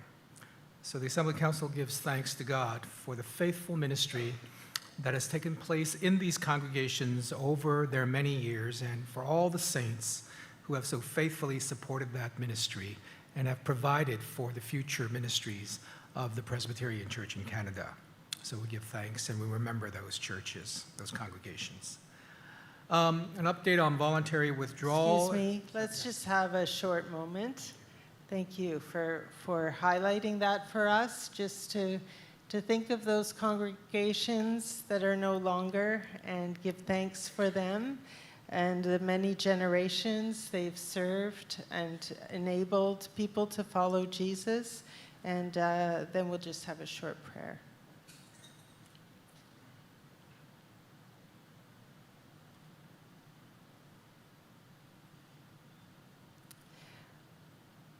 Loving and holy God, we're so grateful for all the saints and so grateful for these faithful people and these churches that have come to the end of their time. We pray for the people that were in them, that they may find new communities of faith, and we give thanks to you for the many ways they have served their communities and cared for one another, and as they sought to love you and follow your Son, Jesus. Amen. Moderator, just a voluntary withdrawal quick update. You'll note that 4 congregations in 2025 dissolved, and they're listed there. Of the 18 remaining congregations, those 4 fully departed. 3 congregations departed in 2024, 2 thus far in 2026. 9 other congregations are in the process of withdrawal, or we actually don't have enough information beyond their decision to explore withdrawal. Just a note that the deadline for withdrawals to be completed is May 31st of 2027. All withdrawals must be completed unless an extension of no more than a year is granted by their presbytery for exceptional reasons. You'll note the numbers of congregations that have amalgamated and how the funds are distributed for dissolved congregations, and also for for those that are prior to 2025 and post 2025. Just a quick note that there was a CFO search process that went on last year. We had named Kirk Campbell as interim CFO. We're pleased to say that Kirk is in a permanent position of CFO at this time, and we look forward to his continuing leadership with our national office. The next part that I want to get to is recommendation 005. This is a recommendation in response to an overture from the Presbytery of Brampton seeking clarity regarding the role of the Commission on Assets with respect to the policy for the amalgamation or dissolution of congregations. There's some ambiguity between the roles that both the Presbytery and the Assembly Council through the Commission on Assets play regard to the amalgamation of congregations and how assets resulting from those amalgamations are dealt with. Not to go over the entire response, the issue is that when two congregations amalgamate and property from those two amalgamations are sold, the amalgamating congregation keeps most of those assets. In the past, the Commission on Assets has asked for an amalgamation plan in which some evidence of sharing the resources, the revenue generated from the sale of amalgamated property, would go to the wider ministry of the church. So that could be anything from Presbyterian sharing, PWS&D, or to local mission initiatives that those congregations or that presbytery might be involved in.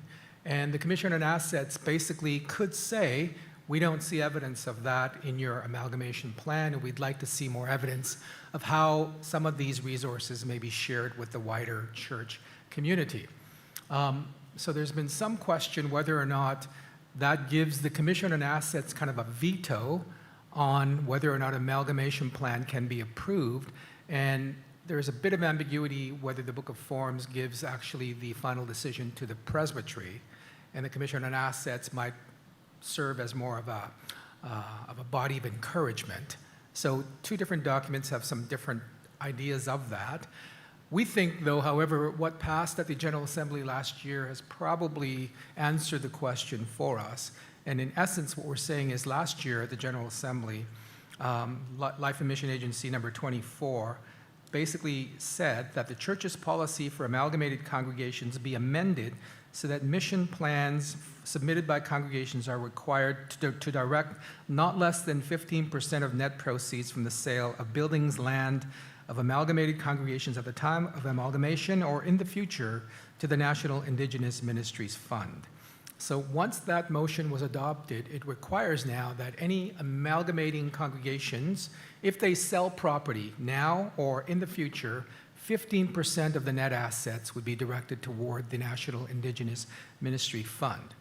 Beyond that, the Commission on Assets does not feel that we would want to say, and beyond that, you still need to show evidence of further distribution of funds to the wider church. We believe that that is a distribution of funds to the ministry of the wider church. And so the response of the Assembly Council to the overture is basically now to say the Commission will have nothing further to say about how those funds are distributed, other than to continue to encourage that congregations that are amalgamating be generous with their assets. So that's basically the response in a nutshell. Moved and seconded that the above be the response to Overture 19, 2025. Moderator. Thank you. This is found on page 22 and 23 of the Assembly Council report, if that's helpful. Any discussion? All those in favor? Opposed? Carried. Thank you, moderator. Moving on to recommendations 6, 7, and 8. They all deal with changes to policies. The first policy that we are proposing a change to is the policy that deals with mileage allowance for people serving in multiple point charges. Currently, the policy basically says that for a multiple point charge, supplemental Sunday travel allowance is provided equal to the average number of kilometers traveled on a Sunday for church services within the charge, multiplied by $41 to a maximum of $4,920. Basically, what we're asking now is that the Sunday supply mileage rate, which is currently 45 cents per kilometer, which is pretty much what that current policy is based on, be amended to move the kilometer rate from 45 cents to 60 cents per kilometer. This would be keeping in line with both the CRA guidelines and the practice of our other denominations. And then using the Sunday supply rate as a guide, the proposed revised policy would read that Sunday travel expense, supply travel expense is reimbursed at a rate of 60 cents per kilometer. Then using the Sunday supply rate as a guide, the travel allowance for multiple point charges will be set at the same rate to a maximum of $5,400 per year. So the change would be to increase the Sunday travel allowance for multiple point charges from $49.20 maximum to $5,400 a year by going to 60 cents for the supply rate. Therefore, and then we would adjust these, review these adjustments annually prior to the publication of the minimum stipend and allowances schedule. They won't take place until the 2027 schedule is published. It's too late for this year. So recommendation number ASC 006, that the Sunday travel allowance be reimbursed at the rate of 60 cents per kilometer, beginning with the publication of the minimum stipend and allowances schedule for 2027. Any discussion? Seeing none, all those in favor? Opposed? Carried. Moderator, then recommendation 7, that using the Sunday supply rate as a guide, travel allowance for multiple point charges be set at the same rate to a maximum of $5,400 per year, beginning with the publication of the minimum stipend and allowances schedule for 2027. Any discussion? All those in favor? Opposed? Carried. The next policy that we are proposing an amendment on is the policy for stipend for students on summer appointment. Currently, the policy reads that the stipend for students on summer appointment meet or exceed the minimum wage requirements for the province in which the appointment takes place.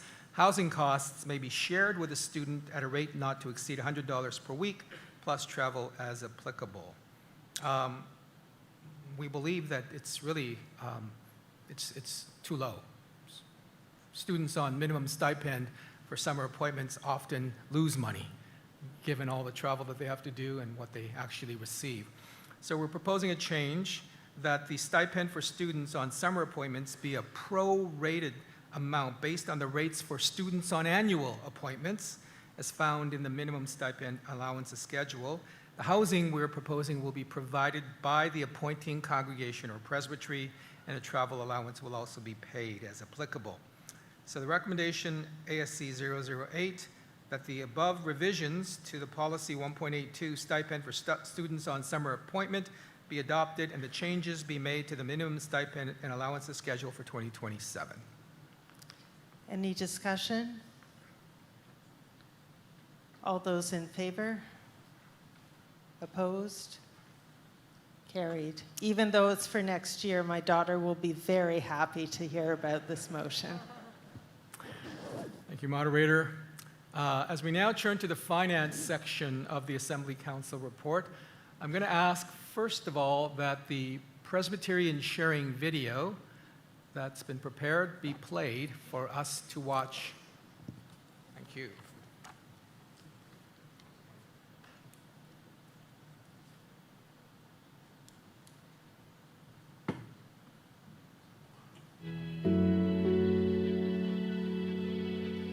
In a world filled with chaos and uncertainty, Presbyterians across Canada are people of hope.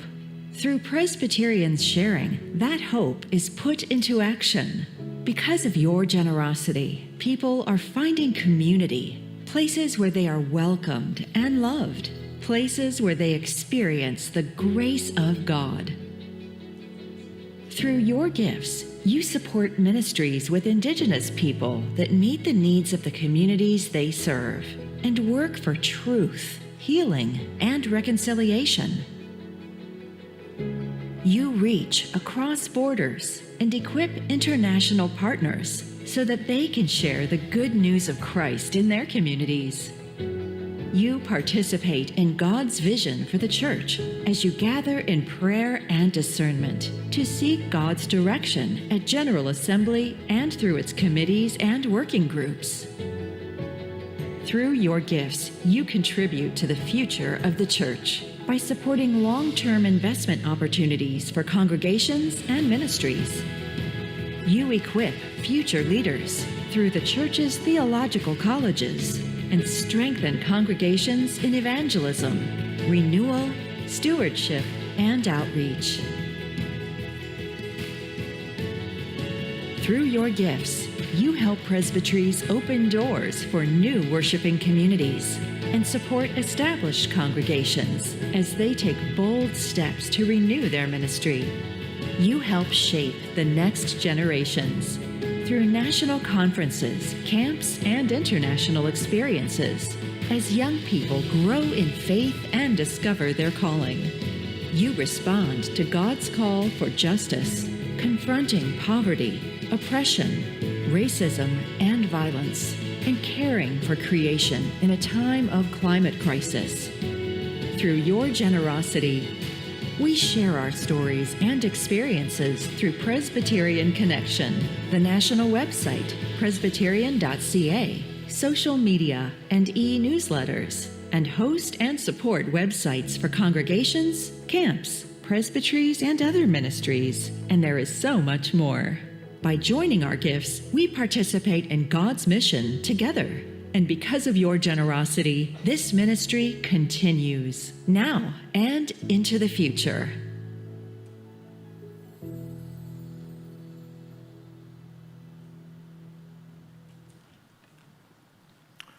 Moderator, I would like to invite Mr. Kirk Campbell, our CFO and Treasurer, to go through a slide deck that presents an overview of our financial situation before we move to the motion around the budget.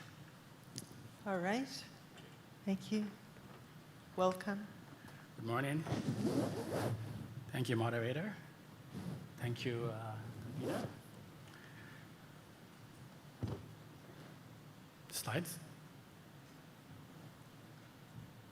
Okay. Yeah, my name is Kirk Campbell. I'm the CFO and Treasurer for the National Office. This is my first convention here today, and I'm looking forward to learning and observing the good work of the church. I've put together a slide that will go through the financials for 2025 and the budget and forecast for 2026 and 2027. I guess I can start by clicking here. Right. Okay.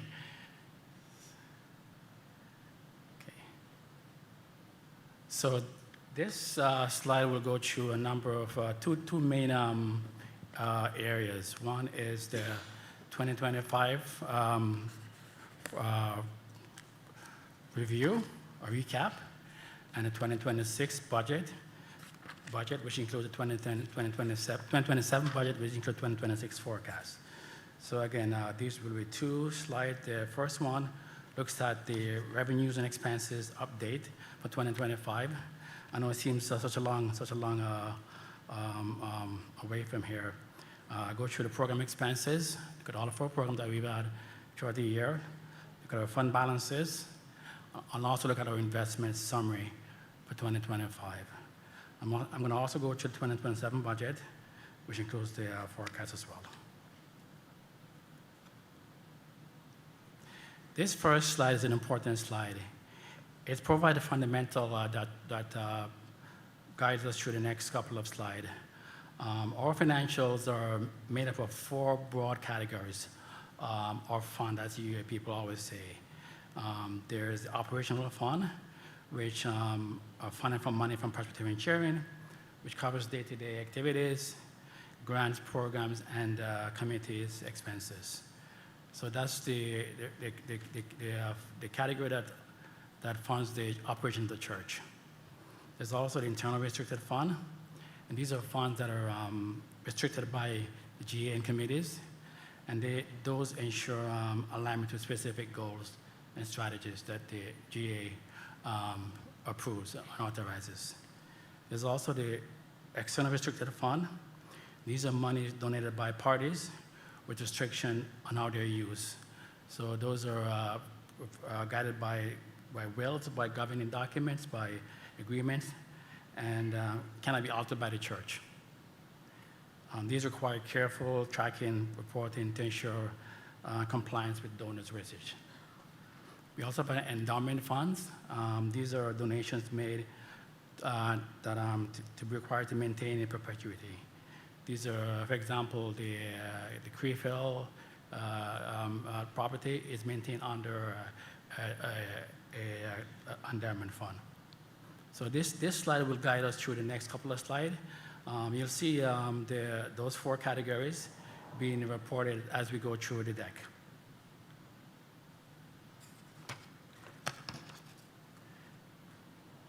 So we'll go through a recap of the 2025 results. And as you see, the 4 categories laid out. So there's 3 main areas that we're going to be looking at: income, expenses, and fund balances. Think of fund balances as saving accounts, which are restricted, and under the restricted are endowment categories. So we'll go through each of the categories. You can see operation revenues, internal restricted revenues, endowment, etc.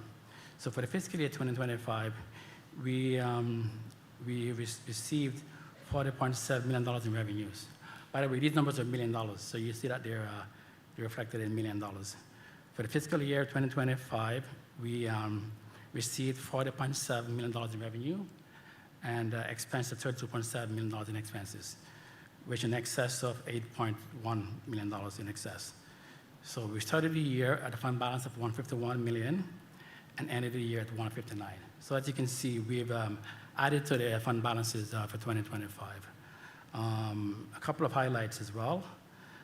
So you'll see these, I'll have more information on these highlighted items here as we go throughout the slide. But you can see that total disbursements on programs and commitment for the year of $18.9 million. And I'll go through those disbursements and pay stub. Total wages, $4.5 million. And we had 59 employees as of December 31st, 2025. We increased the fund by $8 million, or 5.3%. Presbyterian sharing returned $5 million for the year, which represents 72% of the operational budget. Returns on the investments for 2025 were 10.6, or 18.4 for 2024. As you can see, the investments have returned really substantial investment returns. The last item on the list, operation expenses allocated out of fund, 0. What it basically means is that there's no expenses on the operational budget which are charged to the other funds. So all of the operational expenses are under that one column, as you can see. Okay?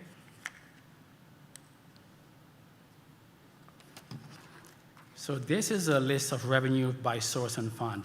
Again, the 4 categories are laid out here. So the revenues for the year, as I mentioned, $40.7 million. And you can see the various sources of fund that contributed toward the revenue for the year. I won't go through the detail, but you can see that bequest and gift and voluntary withdrawal contributed to 28% of the revenues for the year. You can also look at investment income, which is 13% of the revenues. So those are the main drivers of revenues for the 2025 fiscal year.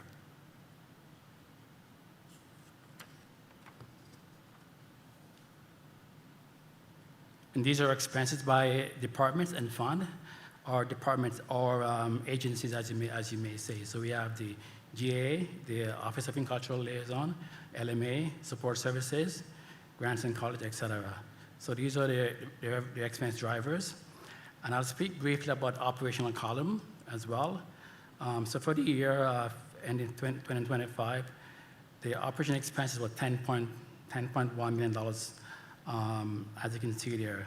of which 45% was for salaries, and 22% was for program expenses, and 34% was for other expenses.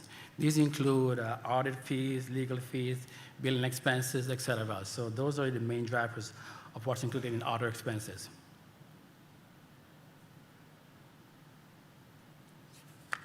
As I mentioned before, this is a list of the program disbursements throughout the year. So as you can see, we disbursed $18.8 million in disbursement, which includes 8.6 for proceeds from the congregation. This is based on an agreed model.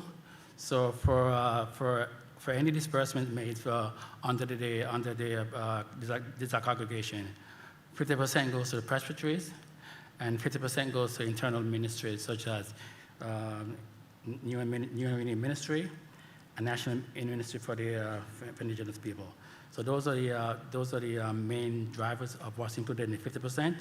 There's also disbursements for congregation support, denominational programs, youth ministry, etc.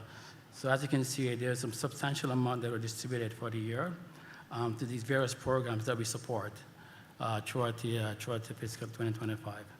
And there's also programs that are dispersed under the LMA budget of 2.1 for a total disbursement of $18.8 million in disbursement for the year.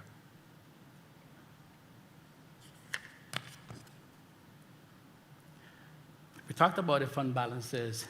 So this is an historical view of our fund history throughout the years. As you can see, from 2019 to 2025, the fund has grown significantly, double digits for the most part throughout those years. We had one year where we had a market correction in 2022 when there's a negative return. But as you can see, the funds have grown strong returns throughout the last couple of years. From 2019 at $112 million to 2025 of $159 million. So as you can see, the numbers have grown significantly. You can see the breakdown of the fund balances based on the different categories that I talked about: operational, internal restricted, external restricted, endowment. Of the balance that we have in the fund, $159 million, 94% is invested in the CP fund in our portfolio. 6% is held for short-term use. So we don't invest all of our fund balances in the market. There's some certain categories that we don't put at risk. For example, we don't invest the funds for the Desire congregation. Those are held internally until there's a plan for disbursement. So those aren't put at risk to the market conditions.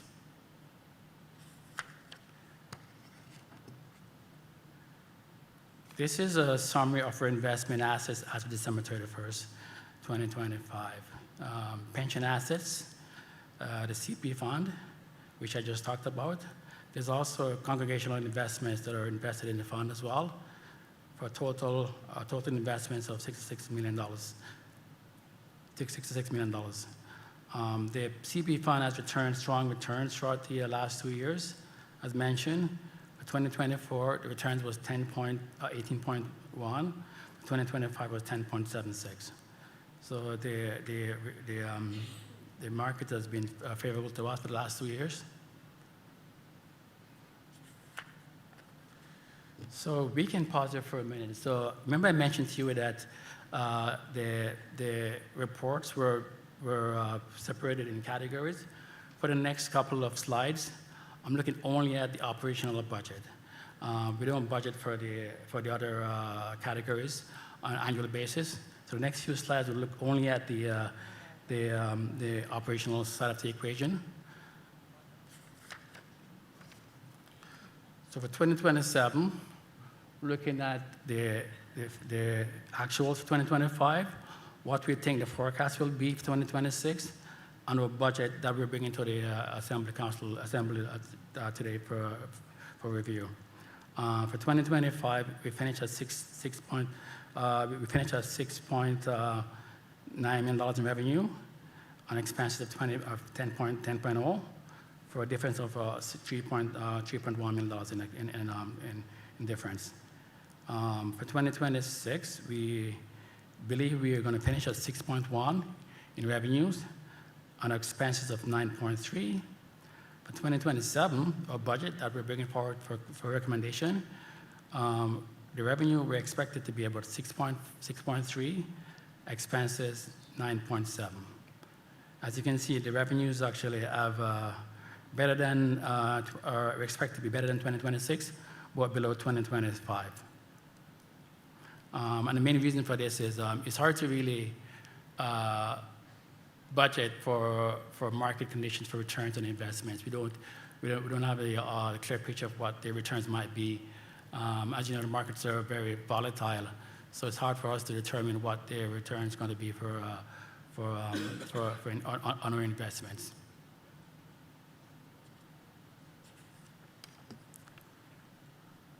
This slide is a detailed list of our revenues by sources. As you can see, Presbyterian sharing is our main source of funding for the operational budget, and we're keeping that flat throughout the next 2 years. It's very difficult to see how we can grow this number given the conditions that we face today. So we're keeping those revenues flat for the next 2 years. Revenue on a whole, we expect it to be, again, below 2026, but better than 2026, sorry. On the expense side of the equation, you can see the expenses by departments, by agencies. We expect expenses to be better than 2025 and 2026. So as you can see, the numbers have gotten better. We do expect to finish the year for 2027 at $9.7 million in expenses. So that gives you a detailed view of the expenses and budgets for 2027, and that's what we're bringing forward towards the General Assembly for consideration. Okay. Just hang on to see if there's questions.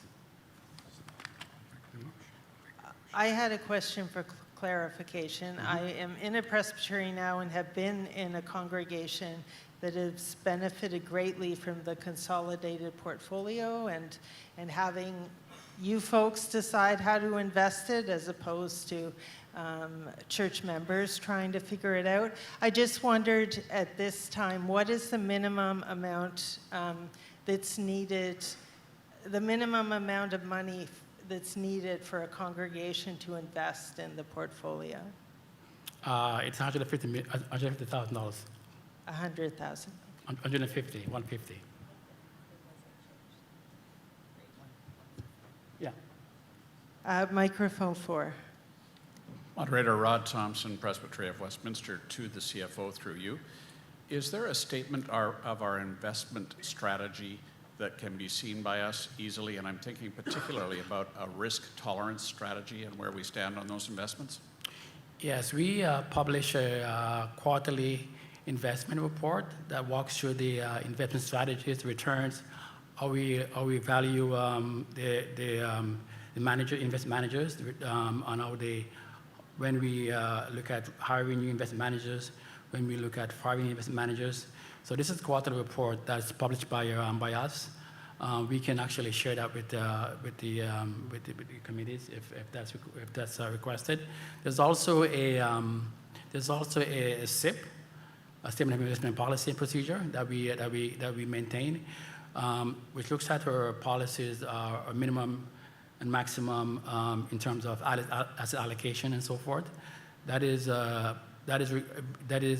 reviewed every year, and we have managers, investment managers, sign off on that policy every year. And if I may, just for clarification, the actual risk tolerance going into those investments, is that stated in that report? Yes, it is. Thank you very much. Anything else? All right. Thank you very much for the work you do, Kirk. Thank you. Take care.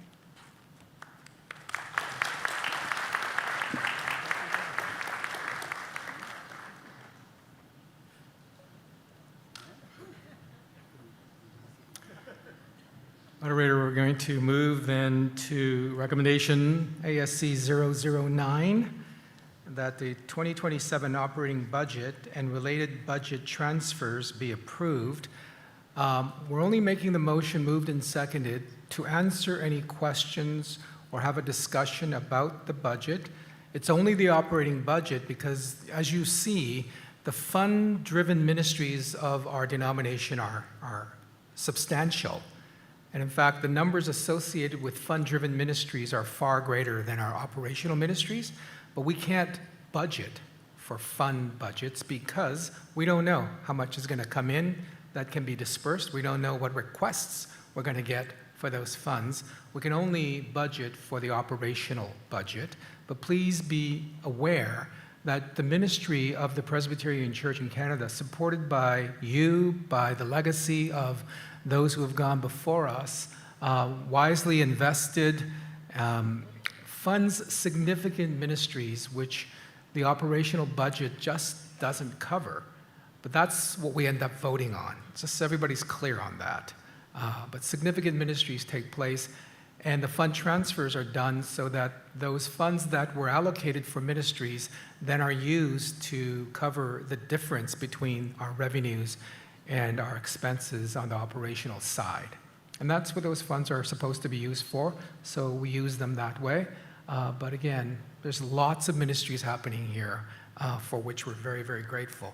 So I think, moderator, if there are any questions or comments about the recommendation to adopt the budget, we can't adopt the budget today because we'll leave that open because things may happen in the assembly in the next few days that might cause a change in the operating budget, which we will adopt on Thursday morning along with the report as a whole. So I'd just be happy for questions. Thank you. Any questions for clarification? Microphone 1. Moderator Richard Watson, Presbyterian of Westminster. I'm just wondering, in the budget itself, there's a very significant decline in support services. I roughly looks like $750,000. I'm wondering if someone could just provide an explanation about that.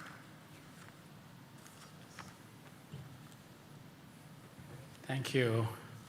Yes, we in 2026 we made a decision to look at the cost recovery of operating the consolidated portfolio.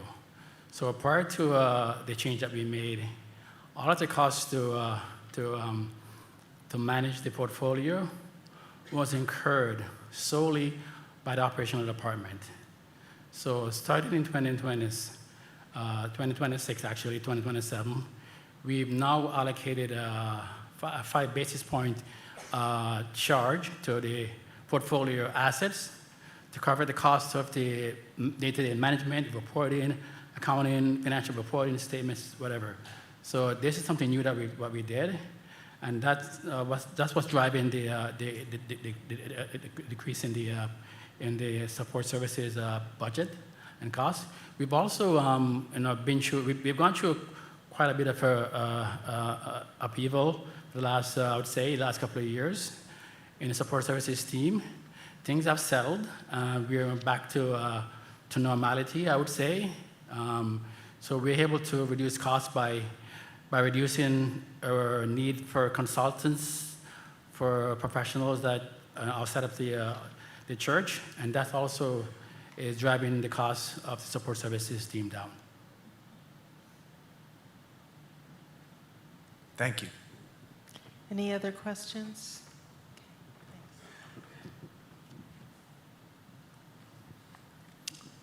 Go ahead. Moderator, if there are no other questions on the operating budget, we'll leave that open. I want to just remind the Assembly that recommendations 10 and 11 around the audits have been adopted by the consent agenda, and I want to take a moment now to express our appreciation to those whose term ends with this General Assembly, and specifically those would be Brenda Butler, Roland DeVries, and Shalini Rajak Sankarlal for their important contribution and commitment. It says John Borthwick, but we like John so much that we were able to find a loophole to give him an extra year on the Assembly Council, and John has agreed. We also note that the following individuals have agreed to stand for reappointment, and they're listed there: William Ball, Martin Baxter, Heather Bryant, Cindy Perks. And because the theological education representatives are on a rotation, we look forward to welcoming Dr. Ernest Van Eck from Knox College as the Theological College representative after Roland DeVries has finished his term. So at this point, I'm not going to move for a motion to adopt, but we'll just conclude the report of the Assembly Council for now. Great, thank you. So I believe we move on to the Atlantic Mission Society, please.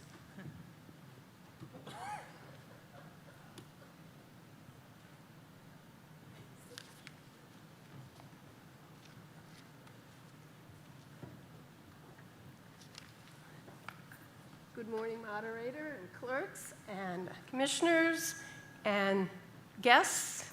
My name is Carol Steimus. I'm the president of the Atlantic Mission Society, which is in Atlantic Canada, obviously. Not good? Okay. Okay, thank you. So, as I said, I'm the president of the Atlantic Mission Society. So you all have the report, and I know you all read it. Joke. The purpose of the Atlantic Mission Society then is to glorify God and support with prayer, study, and service mission endeavors through the Presbyterian Church in Canada. When I gave my report at LMA, I didn't think anybody would ask any questions, but somebody did, and I didn't have the answer. So I'm giving it to you now, and if Brian, if you're watching, this is the answer. The society includes 6 presbyterials and 32 auxiliaries within those presbyterials. And then we have an annual meeting once a year, and it's always held on the 3rd weekend in September. Last year we were in Pictou Landing, and a highlight usually of this, it started some years ago, and moderator, I'm not sure if you have heard about the Traveling Teapot, but I think maybe you have. And the Traveling Teapot always reports on the activities during the year, wherever the teapot ended up in whatever auxiliaries. And it's humorous, but yet it encapsulates, you know, sort of what that auxiliary did during the year through the Traveling Teapot and her stories.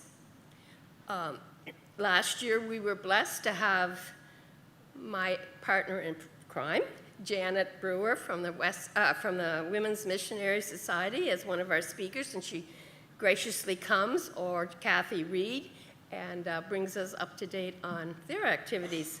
We also had Reverend Pablo Kim, and I'll still remember the stories he told, the monkeys and the fish, and if you haven't heard it, you should ask him about it. We all had Priya, our intercultural program coordinator, and we also had our local hospital visitor.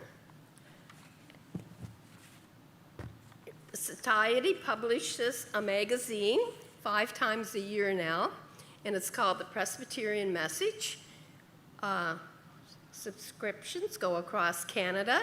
It keeps our members informed with each other and what's happening national, internationally, our mission partners. The Reverend Marion Barkley is our editor, and our moderator, I know, knows about this magazine. And the reason why she knows that is because when she was living in Atlantic Canada, she was part of the Atlantic Mission Society. Right. Yes, and I benefited greatly from it, so I really appreciate how you highlight mission. Oh, thank you, moderator. Keep it in the front in church. Yes, yes. Thank you. We provide financial assistance through the Presbyterian Church and Sharing, and this year we did something a little extra. We took some of our investments and divested them. $10,000 went to Priority for Missions Fund as a fund set up through the National Church, and the other $10,000 was given to will be given to auxiliaries across Atlantic Canada, and for them to decide how they would like to support missions locally, nationally, and internationally. And locally, it has to be something that their church supports through the auspices of the Presbyterian Church in Canada. Members of the Atlantic Mission Society serve on national committees, Assembly Council, Life and Mission, Presbyterian World Service and Development, and International Affairs, to name some of them. They also serve in Assembly Council. I have served on these committees as being the president. The society gives out 4 bursaries, and it used to be just for Atlantic Canada, but we found that students haven't been applying, so it's $1,200 and it's open to anyone that's going into ministry across Canada. Your daughter might want that. Yeah, and we prepare our mission awareness service. This year it was prepared, and our message was, the theme was rather, the mission of Jesus then and now, and Reverend Grant Johnson prepared that. Now, as you know, as a church and the WMS, we face some challenges with declining enrollments and age, and, well, the church does too, doesn't it?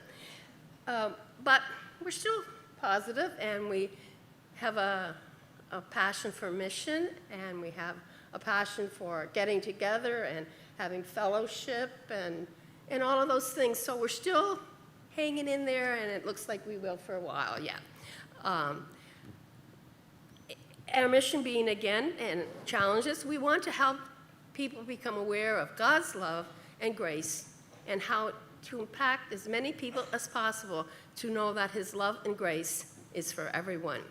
So we're changing how we do mission, but Living Faith says,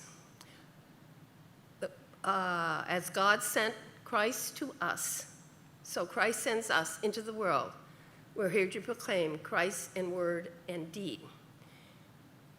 This year, at our annual meeting, we're fortunate to have, Janet will be with us again, Guy from Presbyterian World Service and Development, Callie Long, from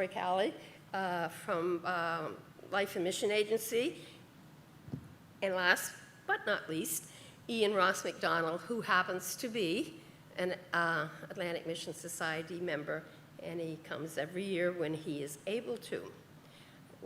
This year's meeting will be held in New Glasgow, and an exciting thing that's happening in a couple of weeks, moderator, is Lorna Nasvinger and her family will be in the Atlantic provinces for 10 days, visiting all, starting with the best, maybe.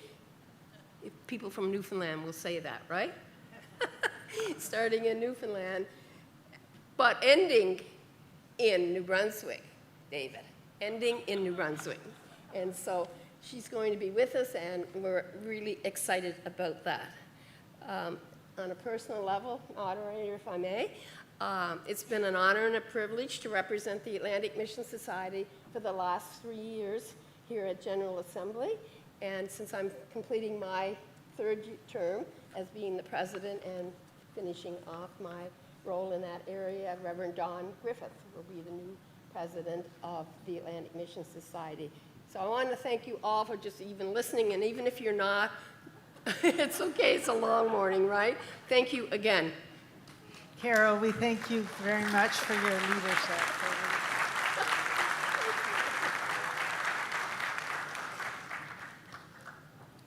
The WMS, please.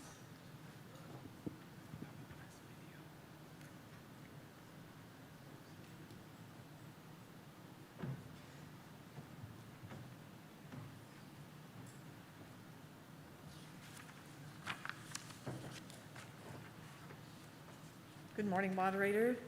My name is Janet Brewer, and I'm the president of the Women's Missionary Society.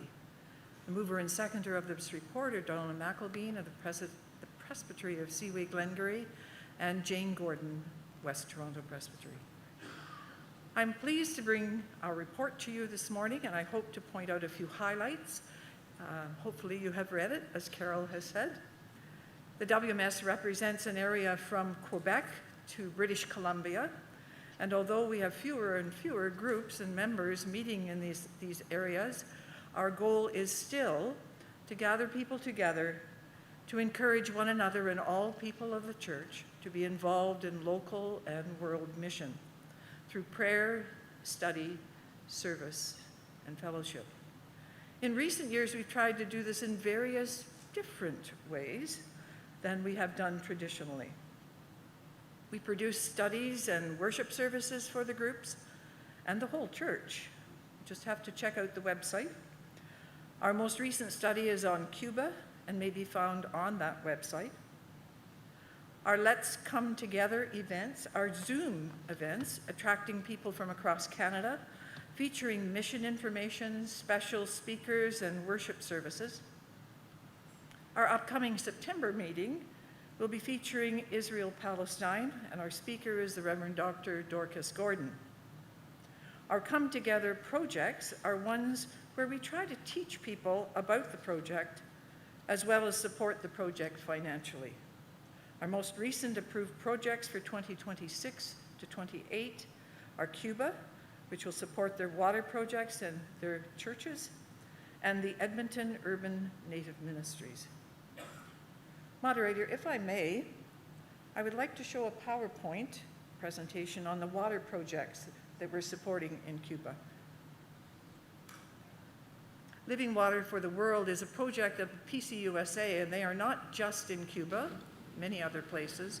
Water. Our focus is Cuba. For many of us, it is so present in daily life, we rarely stop to think about it. We turn a faucet, fill a glass, cook a meal, wash our hands, and we move on. But for millions of people around the world, clean water is not guaranteed. In many communities, the water people depend on is unsafe, sometimes contaminated, sometimes unavailable altogether. And the consequences reach far beyond thirst. Children become sick, families spend hours searching for safe water. Communities struggle against challenges that begin with something as basic as what they drink. Yet, in the midst of this reality, there are people quietly working to change the story, not through short-term aid alone, but through relationships, training, faith, and long-term partnership. One of those efforts began more than 2 decades ago through a ministry called Living Waters for the World, a mission grounded in a simple belief that access to clean water can transform communities, and that transformation lasts longer when people build it together.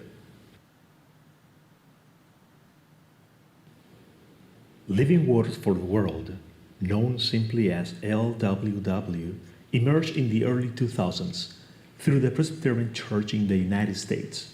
Its purpose was clear: help communities gain sustainable access to clean drinking water. But from the beginning, the organization chose a different model. Instead of arriving with temporary solutions, they focused on partnership. Local leaders would be trained, communities would learn how to maintain their own systems, churches would become centers of service and leadership, and eventually, the responsibility would belong entirely to the community itself, because the goal was never dependency. The goal was sustainability.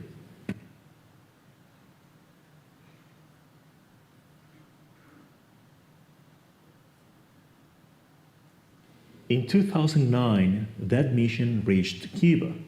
At the time, many communities across the island faced serious infrastructure challenges. Water systems had aged, resources were limited, and access to reliable clean water remained difficult in many regions. That same year, the first Living Waters for the World system in Cuba was installed at the Matanzas Evangelical Theological Seminary. It was only one installation, but it marked the beginning of something much larger. What started as a single partnership soon began spreading from one community to another, from one church to the next. And with each new installation, trust began to grow alongside the water systems themselves.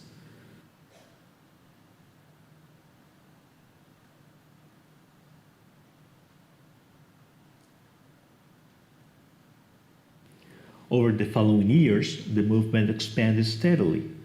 By 2012, the Kiva network had been formally established, and what began with one site gradually became a nationwide effort. Today, as of May 2026, there are 75 Living Waters for the World installations across Cuba. Some are located in major cities like Havana and Matanzas. Others serve smaller towns and rural communities across provinces including Holguín, Villa Clara, and Pinal del Rio. Together, they form a network stretching across the island. But the story of this growth is not only about numbers, it is about people. Churches opening their doors to neighbors, volunteers learning technical skills, communities discovering new ways to care for one another, and in many places, these water systems became something more than infrastructure. They became gathering places. One of the most remarkable aspects of the work in Cuba is the diversity of the partnerships behind it. While the Presbyterian Reformed Church has played a major role in leading the effort, the mission quickly expanded beyond a single denomination. Today, Living Waters systems operate in Seventh-day Adventist churches, Episcopal and Methodist congregations, Catholic communities, Baptist and Quaker groups, and even in hospitals, schools, and research institutions. Different traditions, different communities working toward a common purpose, because clean water does not belong to one denomination, and neither does hope. In community after community, the impact became visible. Families arrived carrying containers to fill with purified water. Children drink more safely. Health risks begin to decrease. But perhaps the most important change cannot be measured so easily. There's a growing sense of dignity, a feeling that communities are no longer waiting for solutions from somewhere else, but becoming part of the solution themselves. And that changes how people see their future. The journey, however, has never been easy. The network experienced rapid growth between 2013 and 2014. Expansion continued for years afterward. Then came new challenges: economic pressures, supply limitations, the global pandemic, and more recently, ongoing instability in electrical infrastructure across Cuba created another serious obstacle for many water systems. But each challenge forced the network to adapt, and each challenge reinforced one of the mission's central strengths: local leadership. Because when communities understand the systems, maintain them, and take ownership of them, resilience becomes possible. Today, the mission is entering a new phase. Across Cuba, partners are now working to integrate solar energy into existing water sites. For many communities, this represents far more than a technical upgrade. Reliable electricity can no longer be taken for granted. Solar power allows systems to continue operating despite unstable electrical grids. It provides greater consistency, greater independence, and greater long-term sustainability. In many ways, the mission is evolving once again, not only bringing clean water, but helping communities strengthen resilience for the future.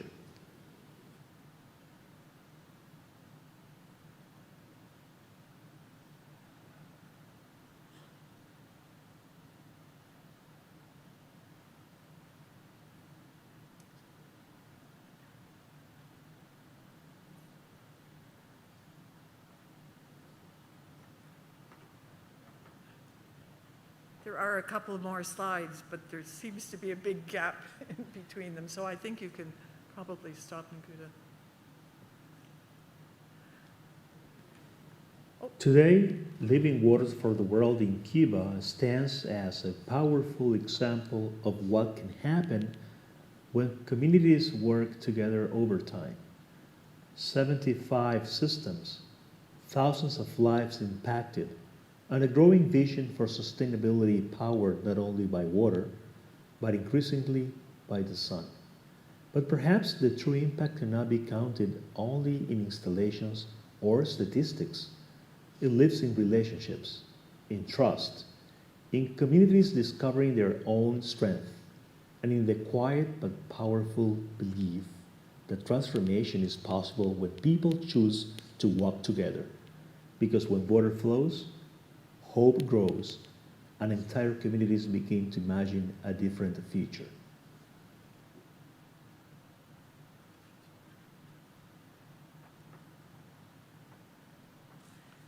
Thank you. The narrator was Mr. Josmel Fernandez Rivera, and he's very, very involved, as you can imagine, with the Living Waters for the World project in Cuba. If there are any questions about our report or about the presentation, I'd be pleased to answer them. Try to answer them. Are there questions?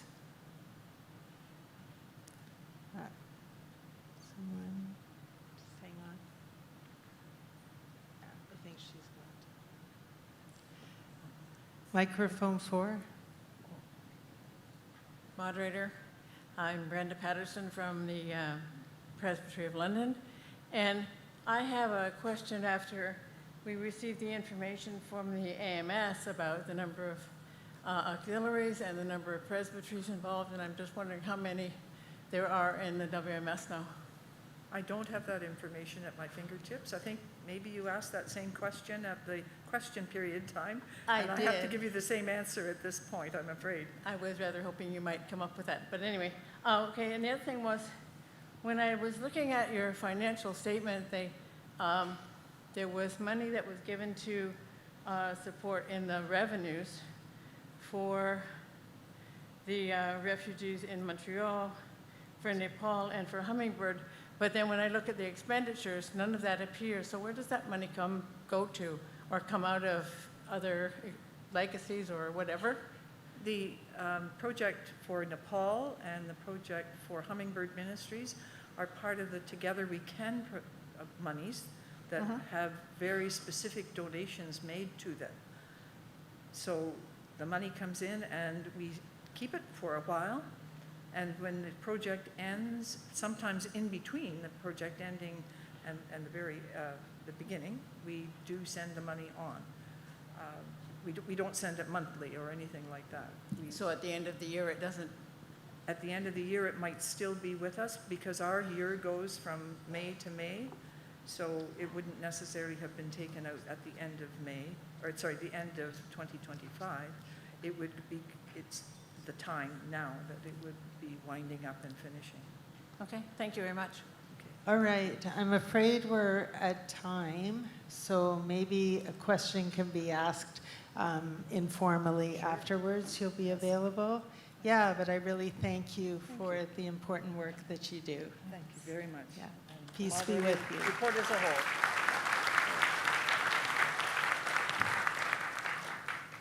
Since it's for information, I think we're good. Announcements?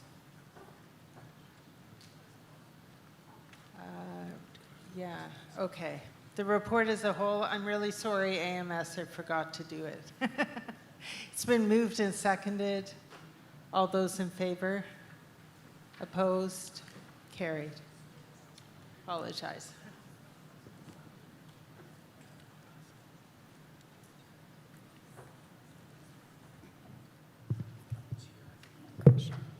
Am I loud enough? Okay, everyone. So if you were not able to get your name tag and registration package yesterday, maybe you arrived a little late, please make sure that you see Marjorie and Catherine downstairs in the General Assembly office. They're on the first floor, just below us, and they can get you set up. You are going to need your name tag to get lunch and to get access to this room following lunch, so please make sure that you wear it at all times. Just a reminder that the General Assembly prayer room is up on the 3rd floor, so just one floor above us. It's room 344, and that's going to be open for prayer a half hour before each Sederunt. And my thanks to our chaplains, Andy Cornell and Richard Watson, for being on deck to help us with that. The meals taking place in the second student center here are going to be on the lower floors. There are 2 buffets. Please follow direction from the York University staff on which you should go to. If you indicated that you have allergies, and there may be allergens included in today's lunch, your meal will be packaged, it will have your name on it, and it will be on the lowest floor. So please go to the lowest floor buffet for that. If you're vegan or something of that nature, you can eat from the buffet. There will be options there for you. Just a reminder for the folks who have to work during the lunch hour, so the tech team, the General Assembly office staff, just let them butt in front of you so that they can get food too. We want to keep them happy and well fed so that they can do what they need to do during the lunch periods.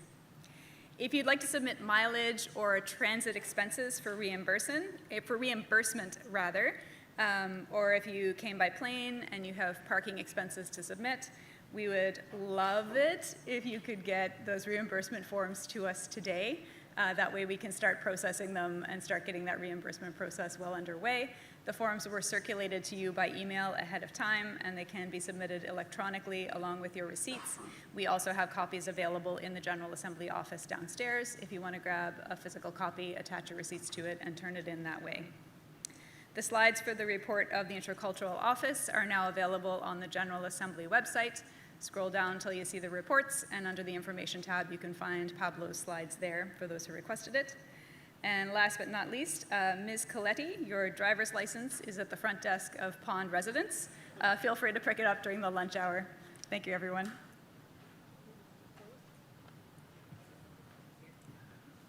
Thank you, Connie. And a reminder to my chaplains, we'll be meeting at 1:45.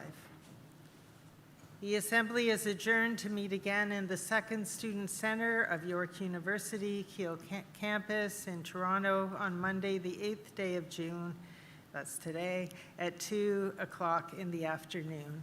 Let us pray. Loving, living God, we give thanks that your Spirit continues to move within and among us by your grace. We give thanks for the many cultures in our congregations, missions, and ministries. Help us to co-create together, reshape us, and make us new. We give thanks for the AMS and the WMS, and for the important ways they focus on mission and encourage education as well as generosity. Nourish us this day and be in our conversations, restless spirit, as we seek to learn from one another through Christ. Amen.